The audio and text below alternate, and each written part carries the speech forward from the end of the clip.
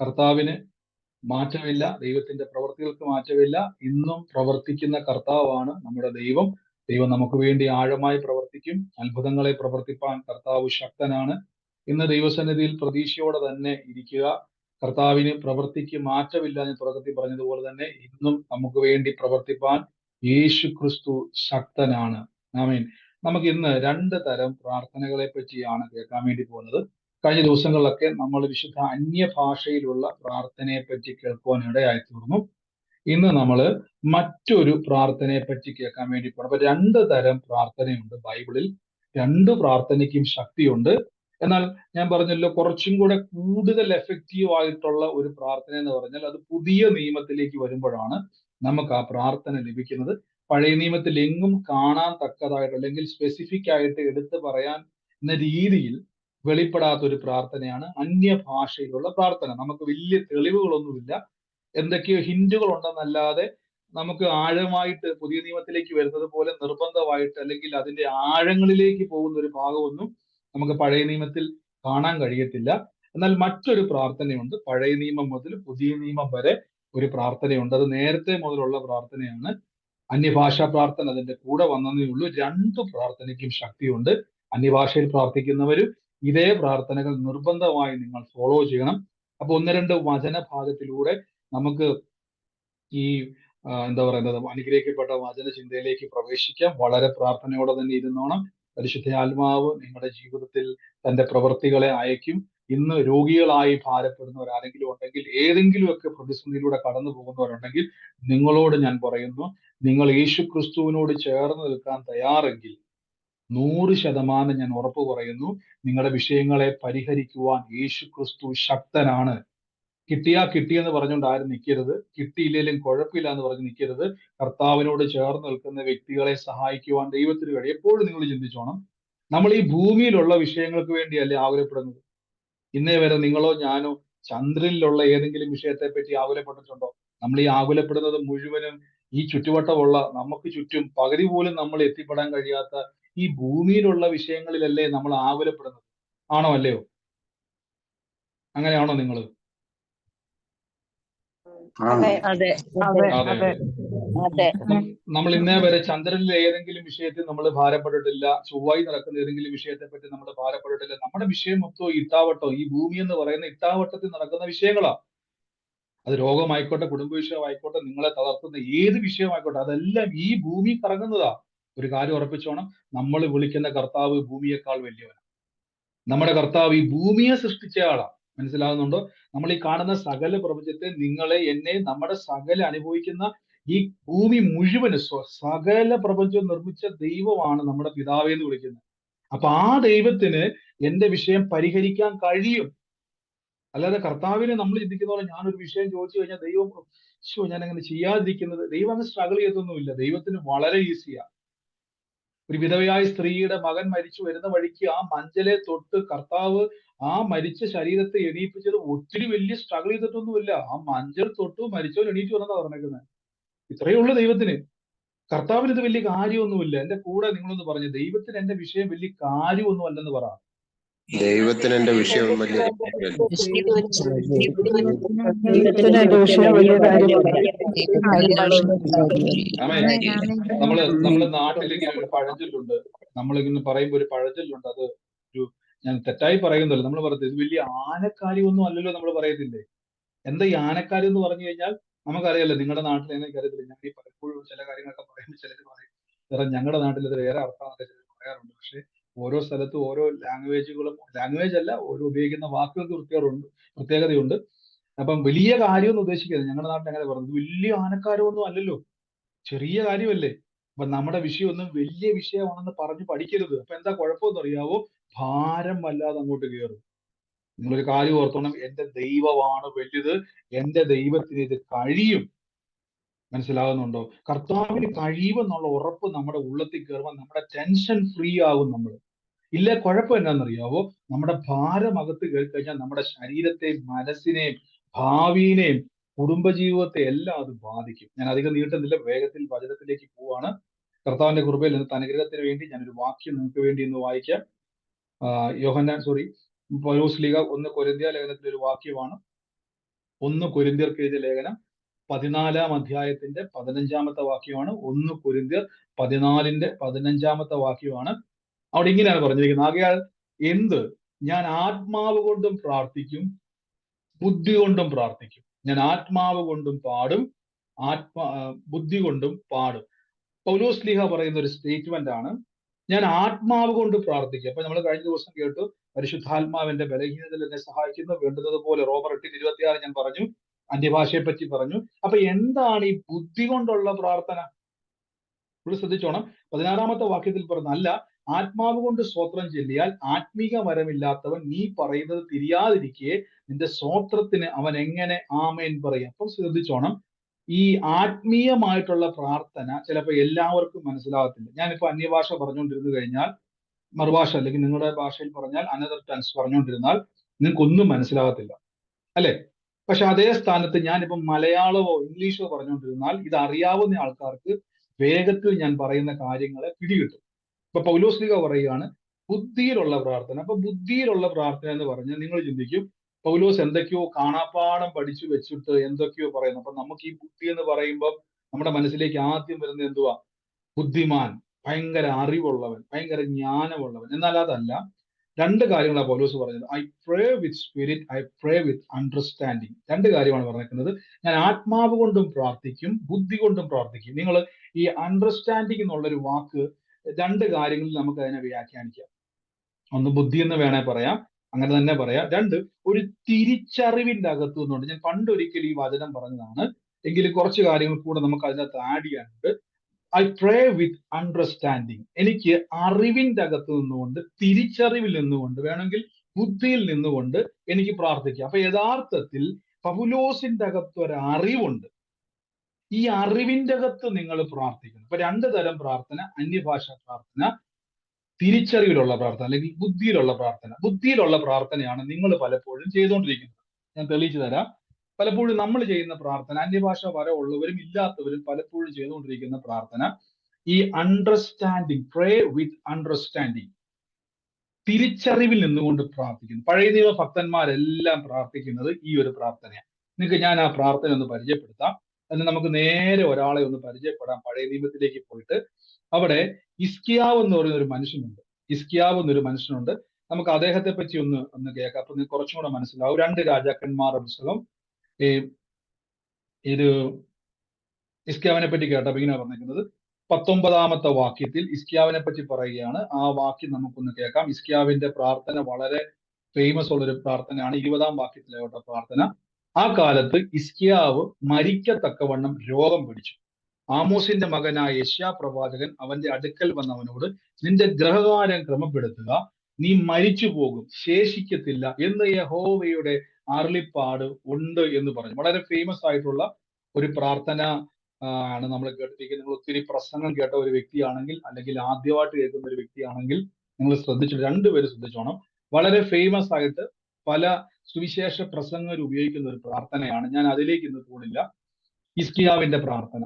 ഇവിടെ യഹോവയായ ദൈവം പരിശുദ്ധ ആത്മാവിലൂടെ യെശയ്യാ പ്രവാചകനോട് പറയുകയാണ്, ഹിസ്കിയാവിനോട് പോയി പറയണം, നിന്റെ രോഗം മാറത്തില്ല, നീ മരിക്കത്തക്കവണ്ണം രോഗം പിടിച്ച് നീ മരിക്കും. അതിന്റെ അർത്ഥം നീ രോഗത്താൽ മരിക്കുമെന്നുള്ളൊരു പ്രവചനം പഴയ നിയമത്തിൽ യഹോവയായ ദൈവം യെശയ്യാവ് മുഖാന്തരം അരുളി ചെയ്യുകയാണ്. അപ്പൊ ദൈവം ഒരു പ്രവചനം പറയുകയാണ്, നീ മരിക്കും. ഒന്നാലോചിച്ച് നോക്കിയേ, ഡോക്ടർ പറയുകയല്ല, നാട്ടുകാർ പറയുകയല്ല, ദൈവം വന്നിട്ട് പറയുകയാണ് നീ മരിക്കും. അപ്പൊ ഇത് പ്രവാചകം എന്ന് പറയുമ്പോൾ സാധാരണഗതിയിൽ ആൾക്കാർ പറയും, ഓ കർത്താവേ നിന്റെ ഇഷ്ടം അങ്ങനെയാണെങ്കിൽ, ദൈവത്തിന്റെ ആലോചന അങ്ങനെയാണല്ലോ, നിന്റെ ഇഷ്ടം അങ്ങനെയാണെങ്കിൽ നടക്കട്ടെ എന്ന് നമ്മൾ പലപ്പോഴും പറയും. പക്ഷെ ഹിസ്കിയാവിന്റെ ഒരു പ്രത്യേകത ഞാൻ പറഞ്ഞു തരാം. അടുത്ത വാക്യത്തിൽ പറഞ്ഞിരിക്കുന്നു, അപ്പോൾ ഹിസ്കിയാവ് തന്റെ മുഖം ചുവരിനോട് ചേർത്ത് വെച്ച്, ഇങ്ങനെ പറയുന്നത്, തന്റെ മുഖം ചുവരിനോട് തിരിച്ച് യഹോവയോട് പ്രാർത്ഥിച്ചു. ഞാൻ ചോദിച്ചോട്ടെ, ഈ യഹോവയായ ദൈവം തന്നെയല്ലേ പ്രവാചകൻ മുഖാന്തരം വന്ന് പറഞ്ഞത് നീ മരിക്കുമെന്ന്? പക്ഷെ ഇതേ പ്രവാചകൻ വന്ന് പറഞ്ഞിട്ടും ഇദ്ദേഹം പിന്നെയും പ്രാർത്ഥിക്കണമെങ്കിൽ ഇദ്ദേഹത്തിന് എന്തോ ഒരു പ്രത്യേകതയില്ലേ? അപ്പൊ എന്താണ് ആ പ്രത്യേകത? ഇവിടെ 3-ാം വാക്യത്തിൽ പറയണം, അയ്യോ യഹോവേ, ഞാൻ വിശ്വസ്തയോടെയും ഏകാഗ്രതയോടും കൂടെ തിരുമുമ്പിൽ നടന്നു നിനക്ക് പ്രസാദമായുള്ളത് ചെയ്തിരിക്കുന്നു എന്ന് നീ ഓർക്കേണമേ എന്ന് പറഞ്ഞ് ഹിസ്കിയാവ് കരഞ്ഞു. എന്നാൽ 4-ാം വാക്യം ശ്രദ്ധിച്ചോണം. എന്നാൽ യെശയ്യാവ് നടുമുറ്റം വിട്ടുപോകുന്നതിന് മുമ്പ് തന്നെ യഹോവയുടെ അരുളിപ്പാടുണ്ടായിരുന്നാൽ, നീ മടങ്ങിച്ചെന്ന് എന്റെ ജനത്തിന്റെ പ്രഭുവായ ഹിസ്കിയാവിനോട് പറയേണ്ടത്, നിന്റെ പിതാവായ ദാവീദിന്റെ ദൈവമായ യഹോവ ഇപ്രകാരം അരുളി ചെയ്യുന്നത്, ഞാൻ നിന്റെ പ്രാർത്ഥന കേട്ടു, നിന്റെ കണ്ണുനീർ കണ്ടിരിക്കുന്നു, ഞാൻ നിന്നെ സൗഖ്യമാക്കും. 3-ാം ദിവസം നീ യഹോവയുടെ ആലയത്തിൽ പോകും. ഞാൻ നിനക്ക് ആയുസ്സിനോട് 15 സംവത്സരം കൂടെ കൂട്ടും. ഞാൻ നിന്നെയും ഈ നഗരത്തെയും അശ്ശൂർ രാജ കയ്യിൽ വിടുവിക്കും. എന്റെ നിമിത്തവും എന്റെ ദാസനായ ദാവീദ് നിമിത്തവും ഈ നഗരം ഞാൻ കാത്തു സൂക്ഷിക്കും. എക്സ്ട്രാ ബോണസും കൂടെ കിട്ടി. നിങ്ങൾ ശ്രദ്ധിച്ചോണം. അപ്പൊ നമ്മൾ ഈ പ്രാർത്ഥനയിൽ നമ്മൾ എടുക്കാൻ സാധ്യതയുള്ള ഒറ്റ വാക്കുണ്ട്. ഏതാണെന്നറിയാവോ? നമ്മൾ ആദ്യം എടുക്കുന്ന ഒരു വാക്കുണ്ട്, കരഞ്ഞു പ്രാർത്ഥിച്ചു. ഇവിടെ നിങ്ങൾ ദൈവം എടുത്തു പറഞ്ഞത്, ഞാൻ എന്റെ പ്രാർത്ഥനയും കണ്ണുനീരും കണ്ടു. നമ്മൾ ആദ്യം എടുക്കുന്നത് പ്രാർത്ഥനയല്ല, കണ്ണുനീരും കിടക്കും. നമ്മൾ നാളെ മുതൽ അങ്ങോട്ട് കരയാൻ തുടങ്ങും. യഥാർത്ഥത്തിൽ ഹിസ്കിയാവിന്റെ പ്രാർത്ഥനയും ഹിസ്കിയാവ് ഇങ്ങനെ പ്രാർത്ഥിക്കുവാനുള്ള കാരണവും തുടങ്ങുന്നത് ഇവിടെ നിന്നൊന്നുമല്ല. നമ്മൾ ചിന്തിക്കും, ഈ അധ്യായം വായിക്കുന്ന ഏതൊരാളുടെയും ചിന്തയിലേക്ക് പെട്ടെന്ന് പോകുന്ന എന്നാന്ന് ചോദിച്ചു കഴിഞ്ഞാൽ, ഹിസ്കിയാവ് ഒരു പ്രവചനം കേട്ടു, ദൈവത്തിന്റെ അരുളിപ്പാട് കേട്ടു, മരിക്കുമെന്ന് പറഞ്ഞു. ഉടനെ ഹിസ്കിയാവ് എന്ത് ചെയ്തു? കരഞ്ഞു പ്രാർത്ഥിച്ചു. ദൈവം ഹിസ്കിയാവിനെ വിടുവിച്ചു. നിങ്ങൾ നേരത്തെ അടുത്ത ദിവസം പ്രാർത്ഥനയ്ക്ക് പറഞ്ഞു കേട്ടോ. എനിക്ക് തോന്നുന്നത് ഗ്രൂപ്പ് ഇപ്പം നമ്മുടെ പ്രെയർ ഇപ്പം ഫില്ലാകാൻ തുടങ്ങിയിട്ടുണ്ട്. ഇനി വരുന്ന ആൾക്കാർക്ക് ചിലപ്പം കയറാൻ പറ്റത്തില്ലാതെ വരും. ഗ്രൂപ്പിൽ നിന്ന് ചിലപ്പോൾ നിങ്ങൾ നേരത്തെ വന്നില്ലെങ്കിൽ റിജക്ട് ആയി പോകും, മീൻസ് കയറാൻ പറ്റാതെ വരും. അതുകൊണ്ട് ശ്രദ്ധിക്കുക. അപ്പൊ ഇവിടെ നീ മടങ്ങിച്ചെന്ന് ഹിസ്കിയാവോട് പറയണം, നീ മരിക്കത്തില്ല, നീ എന്ത് ചെയ്യും, നിന്റെ രോഗം നീ മാറും, നീ സൗഖ്യമാകും, നീ പള്ളിയിൽ പോകുമെന്ന് പറഞ്ഞു. ഇനി ശ്രദ്ധിച്ചോണം, എന്തുകൊണ്ടാണ് ഹിസ്കിയാവിന്റെ പ്രാർത്ഥന ദൈവം കേട്ടത്? 2, ഹിസ്കിയാവിന് എവിടുന്ന് കിട്ടി ഈ കോൺഫിഡൻസ്? ഒരു പ്രവാചകൻ വന്നിട്ട്, വഴിയെ പോകുന്ന ഒരാളല്ല, ഒരു പ്രവാചകൻ, ആക്യുറേറ്റ് ആയിട്ട് പ്രവചിക്കുന്ന ഒരു പ്രവാചകൻ വന്നിട്ട് ദൈവത്തിന്റെ അരുളിപ്പാട് പറഞ്ഞു, നീ മരിക്കുമെന്ന് പറഞ്ഞിട്ട് പോലും ദൈവത്തിന്റെ വാക്കിനെ പോലും ദൈവത്താൽ തിരുത്തി വെക്കുവാൻ പ്രാർത്ഥനയ്ക്ക് ശക്തിയുണ്ട്. അറിയാവോ? നിങ്ങൾ പ്രാർത്ഥനയെ ചെറുതായി കാണരുത്. നിങ്ങൾ പ്രാർത്ഥിക്കുന്ന വ്യക്തിയാണെങ്കിൽ 2 പ്രാർത്ഥന ഞാൻ പരിചയപ്പെടുത്തുവാണ്. Pray with spirit and pray with understanding. ചുമ്മാ നമ്മൾ എന്ത് ചെയ്യരുത്, വെറുതെ പ്രാർത്ഥിക്കരുത്. നമ്മൾ പ്രാർത്ഥിക്കുമ്പോൾ ഈ 2 പ്രാർത്ഥന മാത്രമേ നിങ്ങളെ സഹായിക്കത്തുള്ളൂ. അപ്പൊ എന്താണ് ഈ അണ്ടർസ്റ്റാൻഡിങ്ങിലുള്ള പ്രാർത്ഥന? ഹിസ്കിയാവിനോട് വന്ന് പറഞ്ഞു മരിക്കുമെന്ന് പറഞ്ഞിട്ടും ഹിസ്കിയാവിന്റെ പ്രത്യേകത, ഹിസ്കിയാവ് പറയുന്ന വാക്ക് ശ്രദ്ധിച്ചോണം, എനിക്ക് ജീവിച്ചിരുന്നു കഴിഞ്ഞാൽ കർത്താവെ, ഞാൻ നാളെ മുതൽ പള്ളിയിൽ പൊക്കോളാം, ബൈബിള് വായിച്ചോളാം, സ്തോത്രം പറഞ്ഞോളാം, ഞാൻ എല്ലാവർക്കും എന്ത് ചെയ്തോളാം, ദശാംശം കൊടുത്തോളാം, എല്ലാവരുടെയും മുമ്പിൽ ഇനി സ്നേഹത്തോടെ പെരുമാറിക്കണം എന്നൊന്നുമല്ല അദ്ദേഹം പറഞ്ഞേക്കുന്നത്. അദ്ദേഹത്തിന് പറയുന്ന 3-ാം വാക്യം ശ്രദ്ധിച്ചോണം, യഹോവേ, ഞാൻ വിശ്വസ്തയോടെ ഏകാഗ്രതയോടും കൂടെ തിരുമുമ്പിൽ നടന്നു, നിനക്ക് പ്രസാദമായുള്ളത് ചെയ്തിരിക്കുന്നു എന്ന് ഓർക്കണം നീ. അപ്പൊ കർത്താവിനോട് അദ്ദേഹം പറയുകയാണ്, കർത്താവെ, നീ എന്നെ ഒന്ന് പരിശോധിക്കണം. എന്താ പരിശോധിക്കണം എന്ന് വെച്ച് കഴിഞ്ഞാൽ, 1 വിശ്വസ്തയോടെ, 2 ഏകാഗ്രതയോടുകൂടെ തിരുമുമ്പിൽ. അപ്പൊ ദൈവത്തിന്റെ സന്നിധിയിൽ കർത്താവിന്റെ വചനപ്രകാരമാണ് ഞാൻ എന്ത് ചെയ്യുന്നത്, മൂവ് ചെയ്യുന്നത്. ഹിസ്കിയാവിന് പിന്നീട് സംഭവിച്ചതൊക്കെ നമുക്ക് അറിയാമെങ്കിൽ പോലും ഈ ഒരു സമയത്ത് ഹിസ്കിയാവ് സ്വന്തമായി ദൈവസന്നിധിയിൽ ക്ലെയിം ചെയ്യുന്ന ഒരു വാക്ക് ഇതാണ്, കർത്താവെ, നീ എന്നെ ഒന്ന് നോക്കണം. അതിന്റെ കാര്യം നിങ്ങൾ ശ്രദ്ധിച്ചോണം. ഹിസ്കിയാവ് ഇത് പറയുന്നതിന്റെ കോൺഫിഡൻസ് ഞാൻ പറഞ്ഞു തരാം. അതിന്റെ നേരെ ആരാണ് ഹിസ്കിയാവ് എന്നുള്ളത് നമുക്കൊന്ന് പരിചയപ്പെടാം. നേരെ 18-ാം അധ്യായത്തിലേക്ക് നമുക്കൊന്ന് പോകാം. 1-ാം വാക്യം മുതൽ നമുക്കൊന്ന് കേൾക്കാം. അവിടെ പറയുകയാണ്, ഇസ്രായേൽ രാജാവായ ഏലയുടെ മകനായ ഹോശയുടെ 3-ാം ആണ്ടിൽ യഹൂദ രാജാവായ ആഹാസിന്റെ മകനായ ഹിസ്കിയാവ് രാജാവായി.